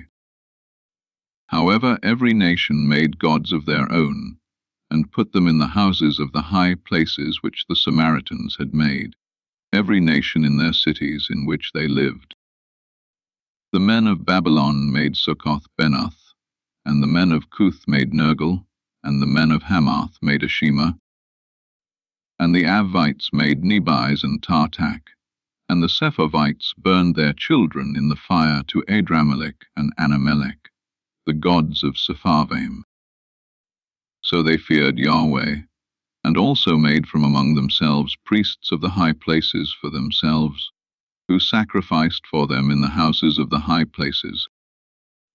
They feared Yahweh, and also served their own gods, after the ways of the nations from among whom they had been carried away. To this day they do what they did before. They don't fear Yahweh, and they do not follow the statutes, or the ordinances, or the law, or the commandment which Yahweh commanded the children of Jacob, whom he named Israel, with whom Yahweh had made a covenant and commanded them, saying, You shall not fear other gods, nor bow yourselves to them, nor serve them, nor sacrifice to them. But you shall fear Yahweh, who brought you up out of the land of Egypt with great power, and with an outstretched arm, and you shall bow yourselves to him, and you shall sacrifice to him. The statutes and the ordinances, and the law and the commandment which he wrote for you, you shall observe to do for evermore. You shall not fear other gods. You shall not forget the covenant that I have made with you. You shall not fear other gods. But you shall fear Yahweh your God, and he will deliver you out of the hand of all your enemies. However, they didn't listen, but they did what they did before. So these nations feared Yahweh, and also served their engraved images. Their children did likewise, and so did their children's children. They do as their fathers did to this day. 2 Kings, chapter 18. Now in the 3rd year of Hoshea son of Elah, king of Israel, Hezekiah the son of Ahaz, king of Judah, began to reign. He was 25 years old when he began to reign, and he reigned 29 years in Jerusalem. His mother's name was Abi, the daughter of Zechariah. He did that which was right in Yahweh's eyes, according to all that David his father had done. He removed the high places, broke the pillars, and cut down the Asherah. He also broke in pieces the bronze serpent that Moses had made, because in those days the children of Israel burned incense to it, and he called it Nehushtan. He trusted in Yahweh, the God of Israel, so that after him was no one like him among all the kings of Judah, nor among them that were before him. For he joined with Yahweh. He didn't depart from following him, but kept his commandments, which Yahweh commanded Moses. Yahweh was with him. Wherever he went, he prospered. He rebelled against the king of Assyria and didn't serve him. He struck the Philistines to Gaza and its borders, from the tower of the watchman to the fortified city. In the 4th year of King Hezekiah, which was the 7th year of Hoshea son of Elah, king of Israel, Shalmaneser king of Assyria came up against Samaria and besieged it. At the end of 3 years they took it. In the 6th year of Hezekiah, which was the 9th year of Hoshea king of Israel, Samaria was taken. The king of Assyria carried Israel away to Assyria, and put them in Halah, and on the Habor, the river of Gozan, and in the cities of the Medes, because they didn't obey Yahweh their God's voice, but transgressed his covenant, even all that Moses the servant of Yahweh commanded, and would not hear it or do it. Now in the 14th year of King Hezekiah, Sennacherib king of Assyria came up against all the fortified cities of Judah and took them. Hezekiah king of Judah sent to the king of Assyria at Lachish, saying, I have offended you. Withdraw from me. That which you put on me, I will bear. The king of Assyria appointed to Hezekiah king of Judah 300 talents of silver and 30 talents of gold. Hezekiah gave him all the silver that was found in Yahweh's house, and in the treasures of the king's house. At that time Hezekiah cut off the gold from the doors of Yahweh's temple, and from the pillars which Hezekiah king of Judah had overlaid, and gave it to the king of Assyria. The king of Assyria sent Tartan, Rabsaris, and Rabshakeh from Lachish to King Hezekiah with a great army to Jerusalem. They went up and came to Jerusalem.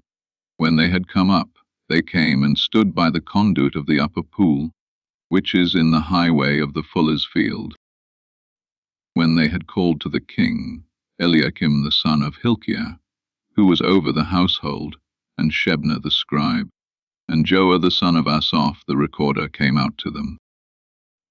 Rabshakeh said to them, Say now to Hezekiah, the great king, the king of Assyria, says, What confidence is this in which you trust? You say, But they are but vain words. There is counsel and strength for war. Now on whom do you trust, that you have rebelled against me?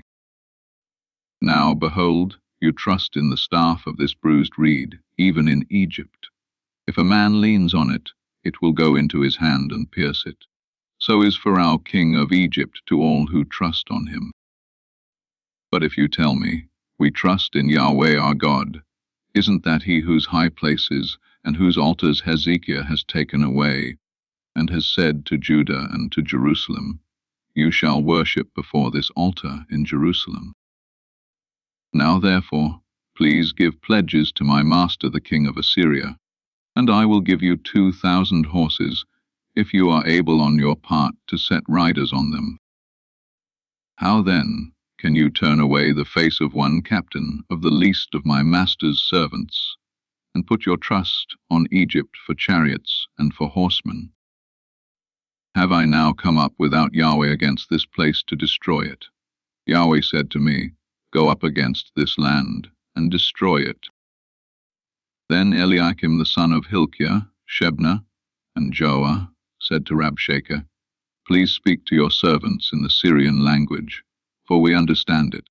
Don't speak with us in the Jews' language, in the hearing of the people who are on the wall.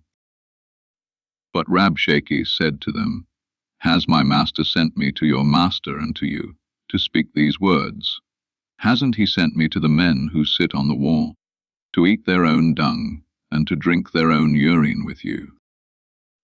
Then Rabshakeh stood and cried with a loud voice in the Jews' language, and spoke, saying, Hear the word of the great king, the king of Assyria. The king says, Don't let Hezekiah deceive you, for he will not be able to deliver you out of his hand. Don't let Hezekiah make you trust in Yahweh, saying, Yahweh will surely deliver us, and this city shall not be given into the hand of the king of Assyria. Don't listen to Hezekiah, for the king of Assyria says, Make your peace with me, and come out to me, and every one of you eat from his own vine, and every one from his own fig tree, and every one drink water from his own cistern, until I come and take you away to a land like your own land, a land of grain and new wine, a land of bread and vineyards, a land of olive trees and of honey, that you may live and not die. Don't listen to Hezekiah when he persuades you, saying, Yahweh will deliver us. Has any of the gods of the nations ever delivered his land out of the hand of the king of Assyria? Where are the gods of Hamath and of Arpad? Where are the gods of Sepharvaim, of Hena and Ivah? Have they delivered Samaria out of my hand? Who are they among all the gods of the countries that have delivered their country out of my hand, that Yahweh should deliver Jerusalem out of my hand? But the people stayed quiet, and answered him not a word, for the king's commandment was, Don't answer him. Then Eliakim the son of Hilkiah, who was over the household, came with Shebna the scribe and Joah the son of Asaph the recorder to Hezekiah with their clothes torn, and told him Rabshakeh's words. 2 Kings. Chapter 19. When King Hezekiah heard it, he tore his clothes, covered himself with sackcloth, and went into Yahweh's house. He sent Eliakim, who was over the household, Shebna the scribe, and the elders of the priests, covered with sackcloth, to Isaiah the prophet the son of Amoz. They said to him, Hezekiah says, Today is a day of trouble, of rebuke, and of rejection, for the children have come to the point of birth, and there is no strength to deliver them. It may be Yahweh your God will hear all the words of Rabshakeh, whom the king of Assyria his master has sent to defy the living God, and will rebuke the words which Yahweh your God has heard.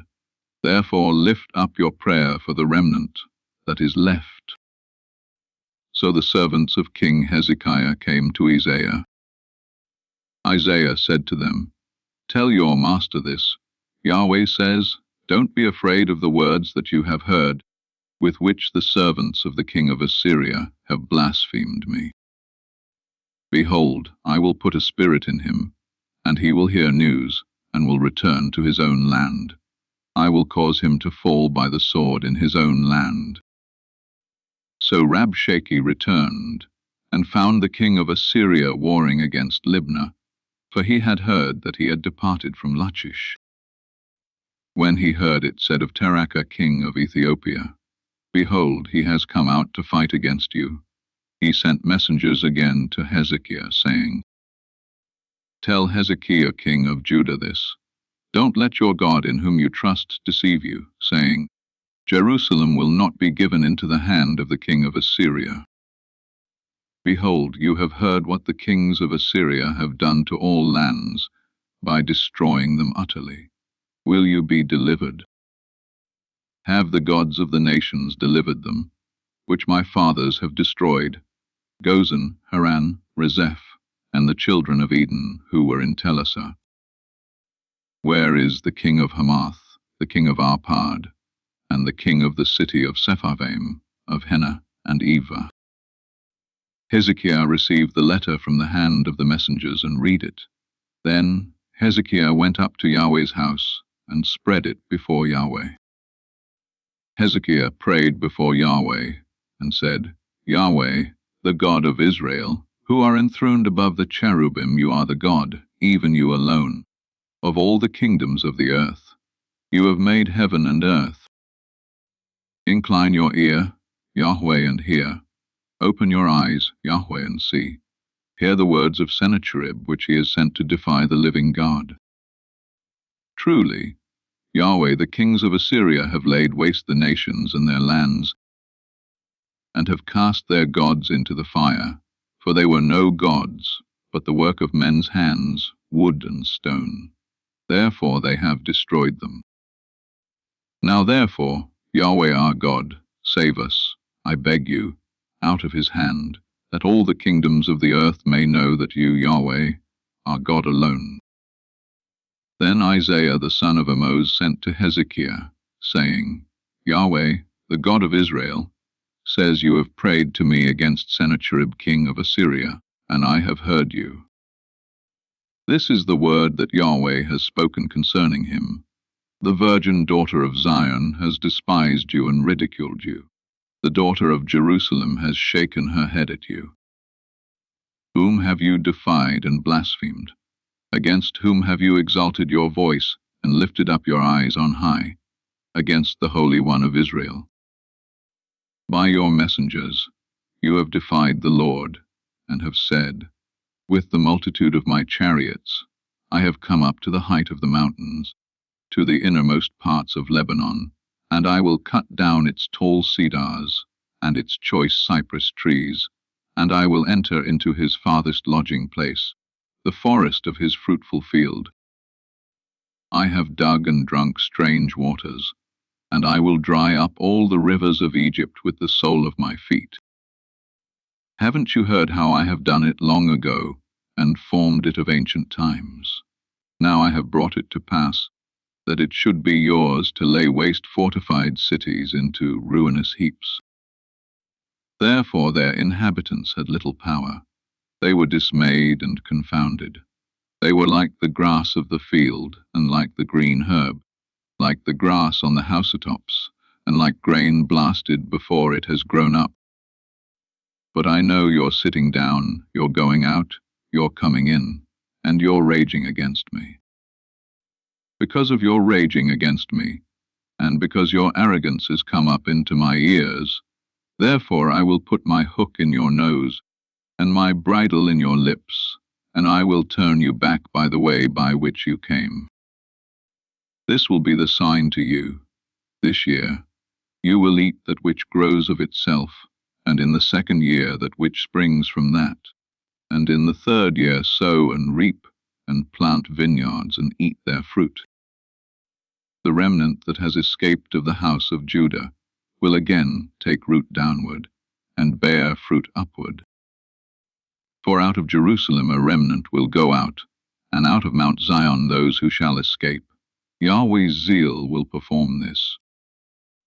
Therefore Yahweh says concerning the king of Assyria, he will not come to this city, nor shoot an arrow there. He will not come before it with shield, nor cast up a mound against it. He will return the same way that he came, and he will not come to this city, says Yahweh. For I will defend this city to save it, for my own sake and for my servant David's sake. That night Yahweh's angel went out and struck 185,000 in the camp of the Assyrians. When men arose early in the morning, behold, these were all dead bodies. So Sennacherib king of Assyria departed, went home, and lived at Nineveh. As he was worshipping in the house of Nisroch his god, Adramelech and Sharezer struck him with the sword, and they escaped into the land of Ararat. Esarhaddon his son reigned in his place. 2 Kings. Chapter 20. In those days Hezekiah was sick and dying. Isaiah the prophet the son of Amoz came to him, and said to him, Yahweh says, Set your house in order, for you will die and not live. Then he turned his face to the wall, and prayed to Yahweh, saying, Remember now, Yahweh, I beg you, how I have walked before you in truth and with a perfect heart, and have done that which is good in your sight. And Hezekiah wept bitterly. Before Isaiah had gone out into the middle part of the city, Yahweh's word came to him, saying, Turn back, and tell Hezekiah the prince of my people, Yahweh, the God of David your father, says, I have heard your prayer, I have seen your tears. Behold, I will heal you. On the 3rd day you will go up to Yahweh's house. I will add to your days 15 years. I will deliver you and this city out of the hand of the king of Assyria. I will defend this city for my own sake, and for my servant David's sake. Isaiah said, Take a cake of figs. They took and laid it on the boil, and he recovered. Hezekiah said to Isaiah, What will be the sign that Yahweh will heal me, and that I will go up to Yahweh's house the 3rd day? Isaiah said, This will be the sign to you from Yahweh, that Yahweh will do the thing that he has spoken, should the shadow go forward 10 steps, or go back 10 steps. Hezekiah answered, It is a light thing for the shadow to go forward 10 steps.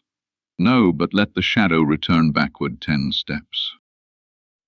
Isaiah the prophet cried to Yahweh, and he brought the shadow 10 steps backward, by which it had gone down on the sundial of Ahaz.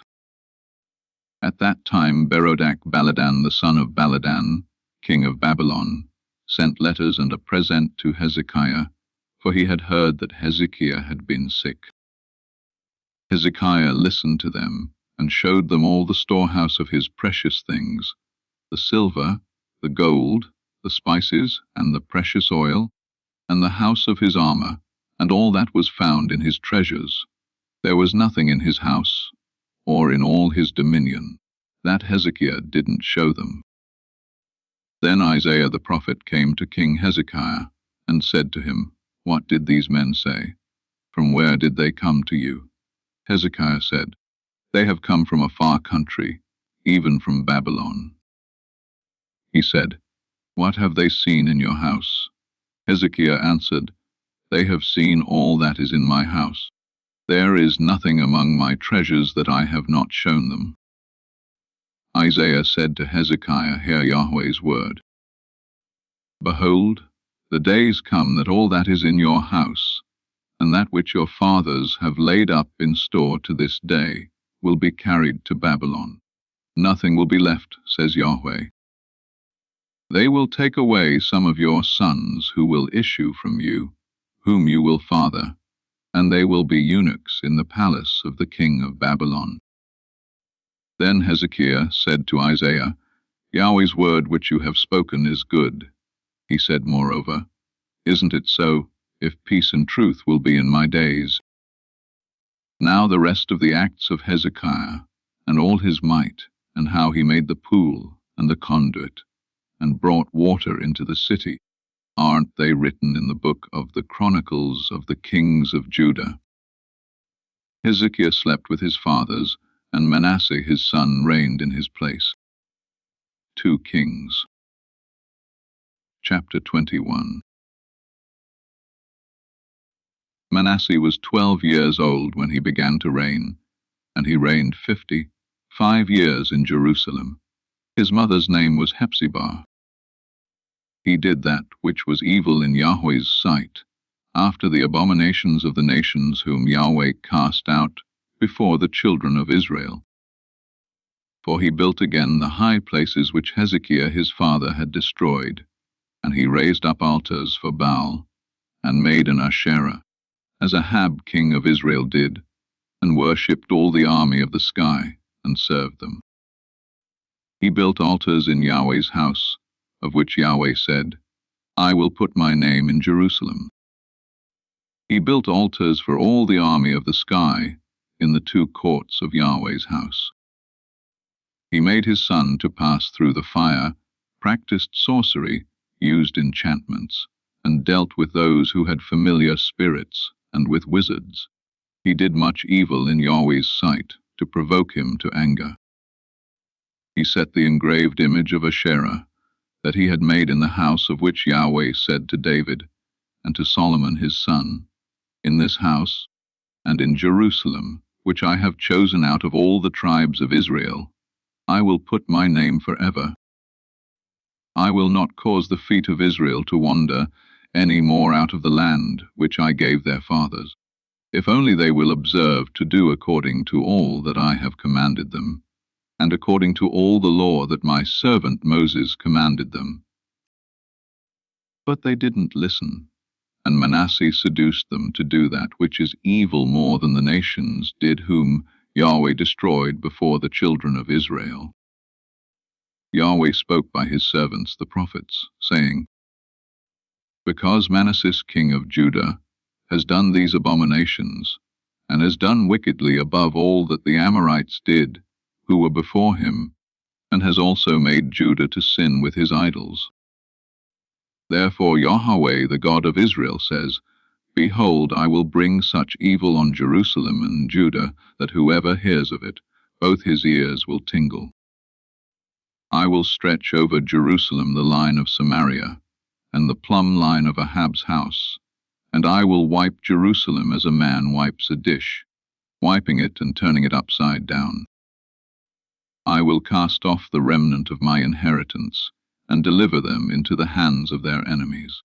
They will become a prey and a plunder to all their enemies, because they have done that which is evil in my sight, and have provoked me to anger since the day their fathers came out of Egypt, even to this day. Moreover, Manasseh shed innocent blood very much, until he had filled Jerusalem from one end to another, in addition to his sin with which he made Judah to sin, in doing that which was evil in Yahweh's sight. Now the rest of the acts of Manasseh, and all that he did, and his sin that he sinned, aren't they written in the book of the Chronicles of the kings of Judah? Manasseh slept with his fathers, and was buried in the garden of his own house, in the garden of Uzzah, and Amon his son reigned in his place. Amon was 22 years old when he began to reign, and he reigned 2 years in Jerusalem. His mother's name was Meshullemith, the daughter of Haruz of Jotbah. He did that which was evil in Yahweh's sight, as Manasseh his father did. He walked in all the ways that his father walked in, and served the idols that his father served, and worshipped them. And he abandoned Yahweh, the God of his fathers, and didn't walk in the way of Yahweh. The servants of Ammon conspired against him, and put the king to death in his own house. But the people of the land killed all those who had conspired against King Ammon, and the people of the land made Josiah his son king in his place. Now the rest of the acts of Amon which he did, aren't they written in the book of the Chronicles of the kings of Judah? He was buried in his tomb in the garden of Uzzah, and Josiah his son reigned in his place. 2 Kings. Chapter 22. Josiah was 8 years old when he began to reign, and he reigned 31 years in Jerusalem. His mother's name was Jedidah, the daughter of Adaiah of Boscath. He did that which was right in Yahweh's eyes, and walked in all the ways of David his father, and didn't turn away to the right hand or to the left. In the 18th year of King Josiah, the king sent Shaphan, the son of Azaliah, the son of Meshullam, the scribe, to Yahweh's house, saying, Go up to Hilkiah the high priest, that he may count the money which is brought into Yahweh's house, which the keepers of the threshold have gathered of the people. Let them deliver it into the hand of the workers, who have the oversight of Yahweh's house, and let them give it to the workers who are in Yahweh's house, to repair the damage to the house, to the carpenters, and to the builders, and to the masons, and for buying timber and cut stone to repair the house. However, no accounting shall be asked of them for the money delivered into their hand, for they deal faithfully. Hilkiah the high priest said to Shaphan the scribe, I have found the book of the law in Yahweh's house. Hilkiah delivered the book to Shaphan, and he read it. Shaphan the scribe came to the king, and brought the king word again, and said, Your servants have emptied out the money that was found in the house, and have delivered it into the hands of the workmen, who have the oversight of Yahweh's house. Shaphan the scribe told the king, saying, Hilkiah the priest has delivered a book to me. Then Shaphan read it before the king. When the king had heard the words of the book of the law, he tore his clothes. The king commanded Hilkiah the priest, Ahikam the son of Shaphan, Akbor the son of Micaiah, Shaphan the scribe, and Asaiah the king's servant, saying, Go inquire of Yahweh for me, and for the people, and for all Judah, concerning the words of this book that is found. For great is Yahweh's wrath that is kindled against us, because our fathers have not listened to the words of this book, to do according to all that which is written concerning us. So Hilkiah the priest, Ahikam, Akbor, Shaphan, and Asaiah went to Huldah the prophetess, the wife of Shallum the son of Tikvah, the son of Haraz, keeper of the wardrobe. Now she lived in Jerusalem in the 2nd quarter, and they talked with her. She said to them, Yahweh the God of Israel says, Tell the man who sent you to me. Yahweh says, Behold, I will bring evil on this place and on its inhabitants, even all the words of the book which the king of Judah has read. Because they have forsaken me, and have burned incense to other gods, that they might provoke me to anger with all the work of their hands. Therefore my wrath shall be kindled against this place, and it will not be quenched. But to the king of Judah, who sent you to inquire of Yahweh, tell him, Yahweh the God of Israel says, concerning the words which you have heard, because your heart was tender, and you humbled yourself before Yahweh, when you heard what I spoke against this place, and against its inhabitants, that they should become a desolation and a curse, and have torn your clothes and wept before me, I also have heard you, says Yahweh. Therefore, behold, I will gather you to your fathers, and you will be gathered to your grave in peace. Your eyes will not see all the evil which I will bring on this place. So they brought this message back to the king. 2 Kings. Chapter 23. The king sent, and they gathered to him all the elders of Judah and of Jerusalem. The king went up to Yahweh's house, and all the men of Judah, and all the inhabitants of Jerusalem with him, with the priests, the prophets, and all the people, both small and great, and he read in their hearing all the words of the book of the covenant, which was found in Yahweh's house.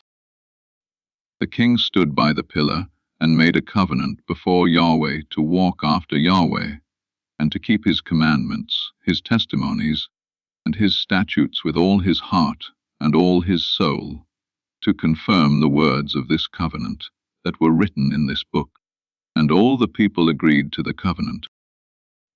The king commanded Hilkiah the high priest, and the priests of the 2nd order, and the keepers of the threshold, to bring out of Yahweh's temple all the vessels that were made for Baal, for the Asherah, and for all the army of the sky, and he burned them outside of Jerusalem, in the fields of the Kidron, and carried their ashes to Bethel.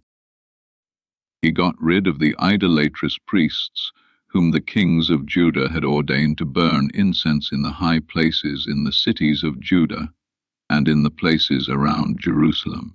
Those also who burned incense to Baal, to the sun, to the moon, to the planets, and to all the army of the sky. He brought out the Asherah from Yahweh's house, outside of Jerusalem, to the brook Kidron, and burned it at the brook Kidron, and beat it to dust, and cast its dust on the graves of the common people. He broke down the houses of the male shrine prostitutes that were in Yahweh's house, where the women wove hangings for the Asherah. He brought all the priests out of the cities of Judah, and defiled the high places where the priests had burned incense, from Jeba to Beersheba. And he broke down the high places of the gates that were at the entrance of the gate of Joshua the governor of the city, which were on a man's left hand at the gate of the city. Nevertheless, the priests of the high places didn't come up to Yahweh's altar in Jerusalem, but they ate unleavened bread among their brothers. He defiled Topheth, which is in the valley of the children of Hinnom, that no man might make his son or his daughter to pass through the fire to Molech. He took away the horses that the kings of Judah had dedicated to the sun at the entrance of Yahweh's house, by the room of Nathan-Melech the officer who was in the court, and he burned the chariots of the sun with fire. The king broke down the altars that were on the roof of the upper room of Ahaz, which the kings of Judah had made, and the altars which Manasseh had made in the two courts of Yahweh's house, and beat them down from there, and cast their dust into the brook Kidron.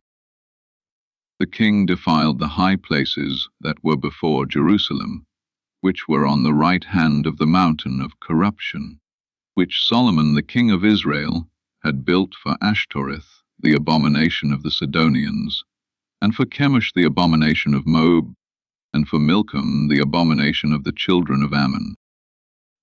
He broke in pieces the pillars, cut down the Asherah poles, and filled their places with men's bones.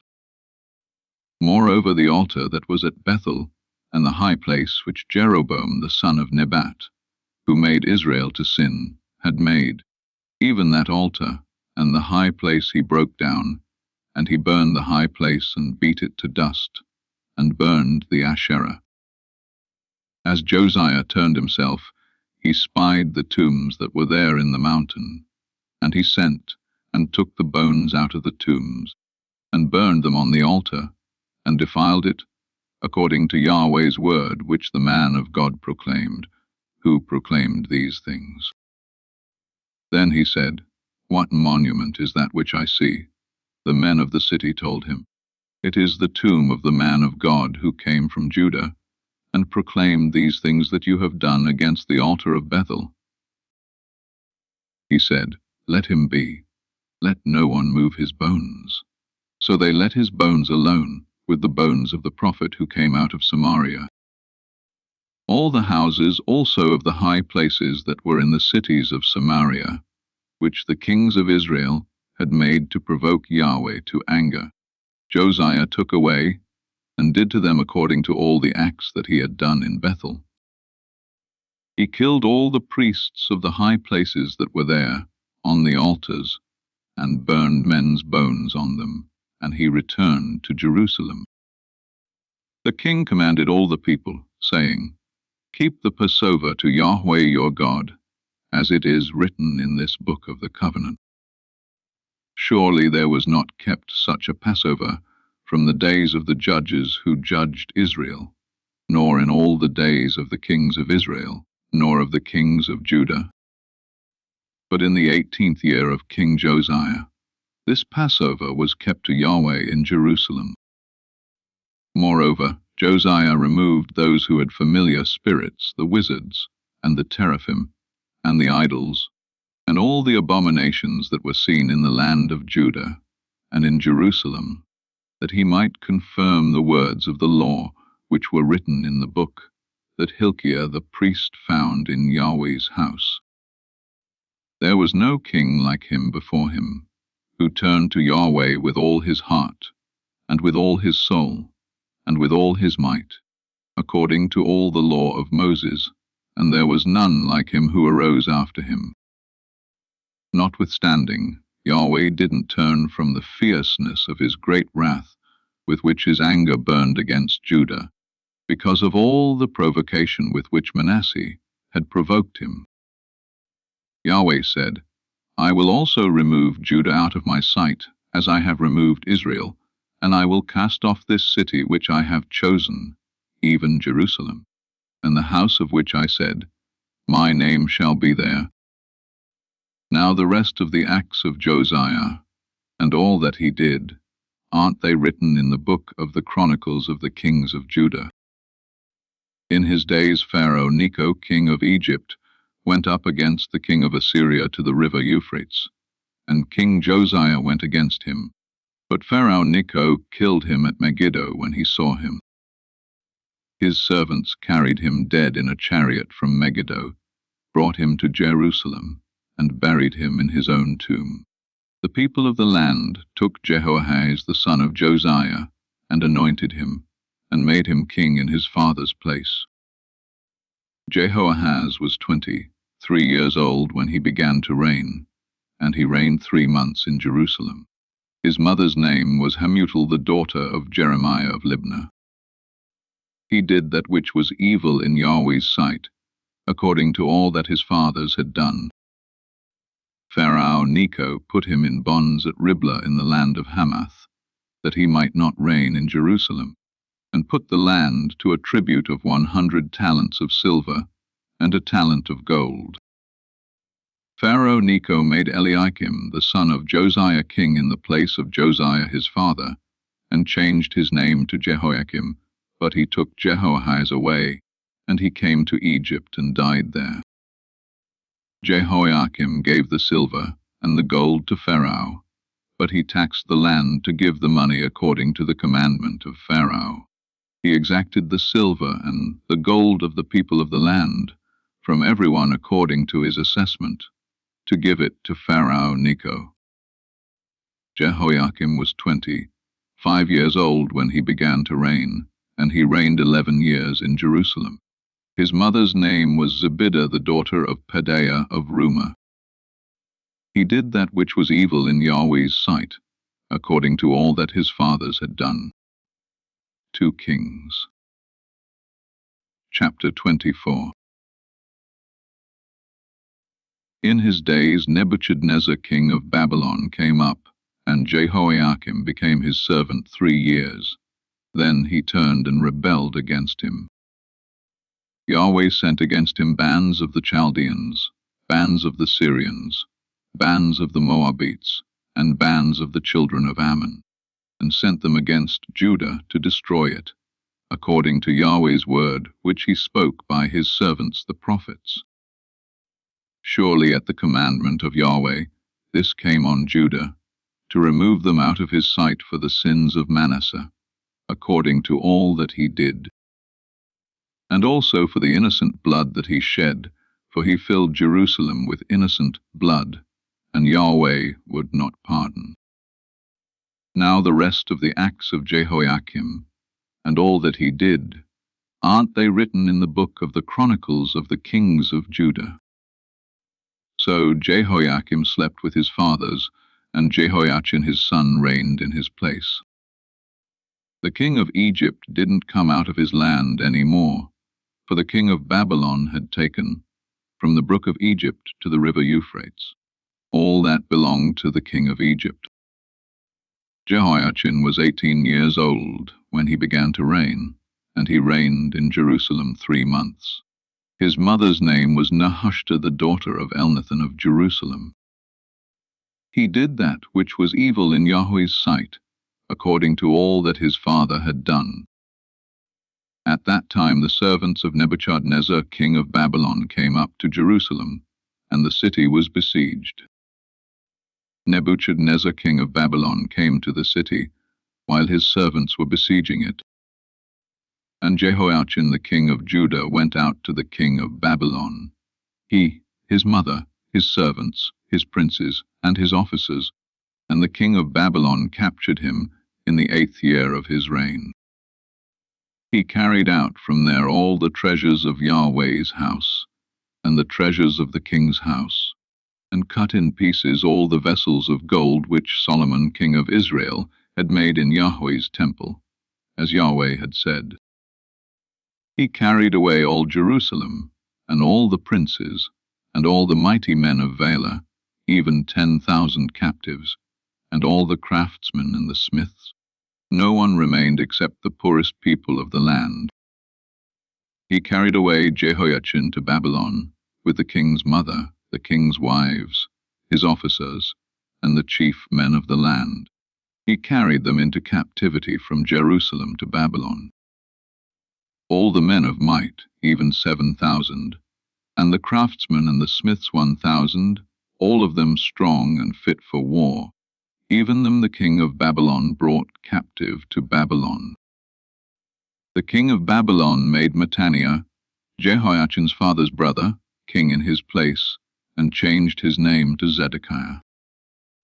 Zedekiah was 21 years old when he began to reign, and he reigned 11 years in Jerusalem. His mother's name was Hamutal, the daughter of Jeremiah of Libnah. He did that which was evil in Yahweh's sight, according to all that Jehoiakim had done. For through the anger of Yahweh, this happened in Jerusalem and Judah, until he had cast them out from his presence. Then Zedekiah rebelled against the king of Babylon. 2 Kings. Chapter 25. In the 9th year of his reign, in the 10th month, in the 10th day of the month, Nebuchadnezzar king of Babylon came, he and all his army, against Jerusalem, and encamped against it, and they built forts against it around it. So the city was besieged until the 11th year of King Zedekiah. On the 9th day of the 4th month, the famine was severe in the city, so that there was no bread for the people of the land. Then a breach was made in the city, and all the men of war fled by night by the way of the gate between the 2 walls, which was by the king's garden. Now the Chaldeans were against the city around it, and the king went by the way of the Arabah. But the Chaldean army pursued the king, and overtook him in the plains of Jericho, and all his army was scattered from him. Then they captured the king, and carried him up to the king of Babylon to Riblah, and they passed judgment on him. They killed Zedekiah's sons before his eyes, then put out Zedekiah's eyes, bound him in fetters, and carried him to Babylon. Now in the 5th month, on the 7th day of the month, which was the 19th year of King Nebuchadnezzar king of Babylon, Nebuzaradan the captain of the guard, a servant of the king of Babylon, came to Jerusalem. He burned Yahweh's house, the king's house, and all the houses of Jerusalem. He burned every great house with fire. All the army of the Chaldeans, who were with the captain of the guard, broke down the walls around Jerusalem. Nebuzaradan, the captain of the guard, carried away captive the rest of the people who were left in the city, and those who had deserted to the king of Babylon, all the rest of the multitude. But the captain of the guard left some of the poorest of the land to work the vineyards and fields. The Chaldeans broke up the pillars of bronze that were in Yahweh's house, and the bases and the bronze sea that were in Yahweh's house, and carried the bronze pieces to Babylon. They took away the pots, the shovels, the snuffers, the spoons, and all the vessels of bronze with which they ministered. The captain of the guard took away the fire pans, the basins, that which was of gold for gold, and that which was of silver for silver. The 2 pillars, the one sea, and the bases, which Solomon had made for Yahweh's house, the bronze of all these vessels was not weighed. The height of the one pillar was 18 cubits, and a capital of bronze was on it, The height of the capital was 3 cubits, with network and pomegranates on the capital around it, all of bronze, and the second pillar with its network was like these. The captain of the guard took Seraiah the chief priest, Zephaniah the second priest, and the 3 keepers of the threshold. And out of the city he took an officer, who was set over the men of war, and 5 men of those who saw the king's face, who were found in the city, and the scribe, the captain of the army, who mustered the people of the land, and 60 men of the people of the land who were found in the city. Nebuzaradan, the captain of the guard, took them, and brought them to the king of Babylon to Riblah. The king of Babylon attacked them, and put them to death at Riblah in the land of Hamath. So Judah was carried away captive out of his land.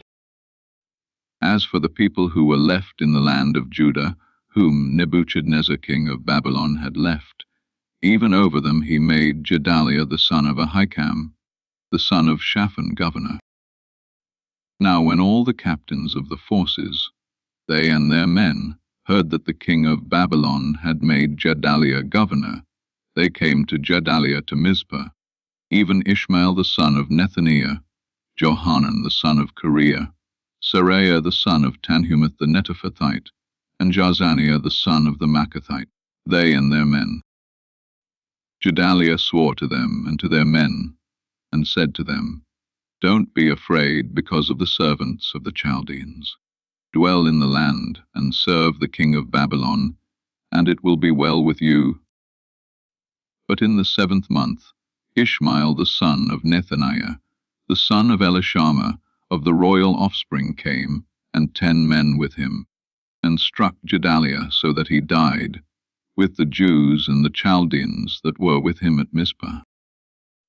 All the people, both small and great, and the captains of the forces arose and came to Egypt, for they were afraid of the Chaldeans. In the 37th year of the captivity of Jehoiachin king of Judah, in the 12th month, on the 27th day of the month, Evil-Merodach king of Babylon, in the year that he began to reign, released Jehoiachin king of Judah out of prison. And he spoke kindly to him, and set his throne above the throne of the kings who were with him in Babylon, and changed his prison garments. Jehoiachin ate bread before him continually all the days of his life. And for his allowance, there was a continual allowance given him from the king, every day a portion, all the days of his life.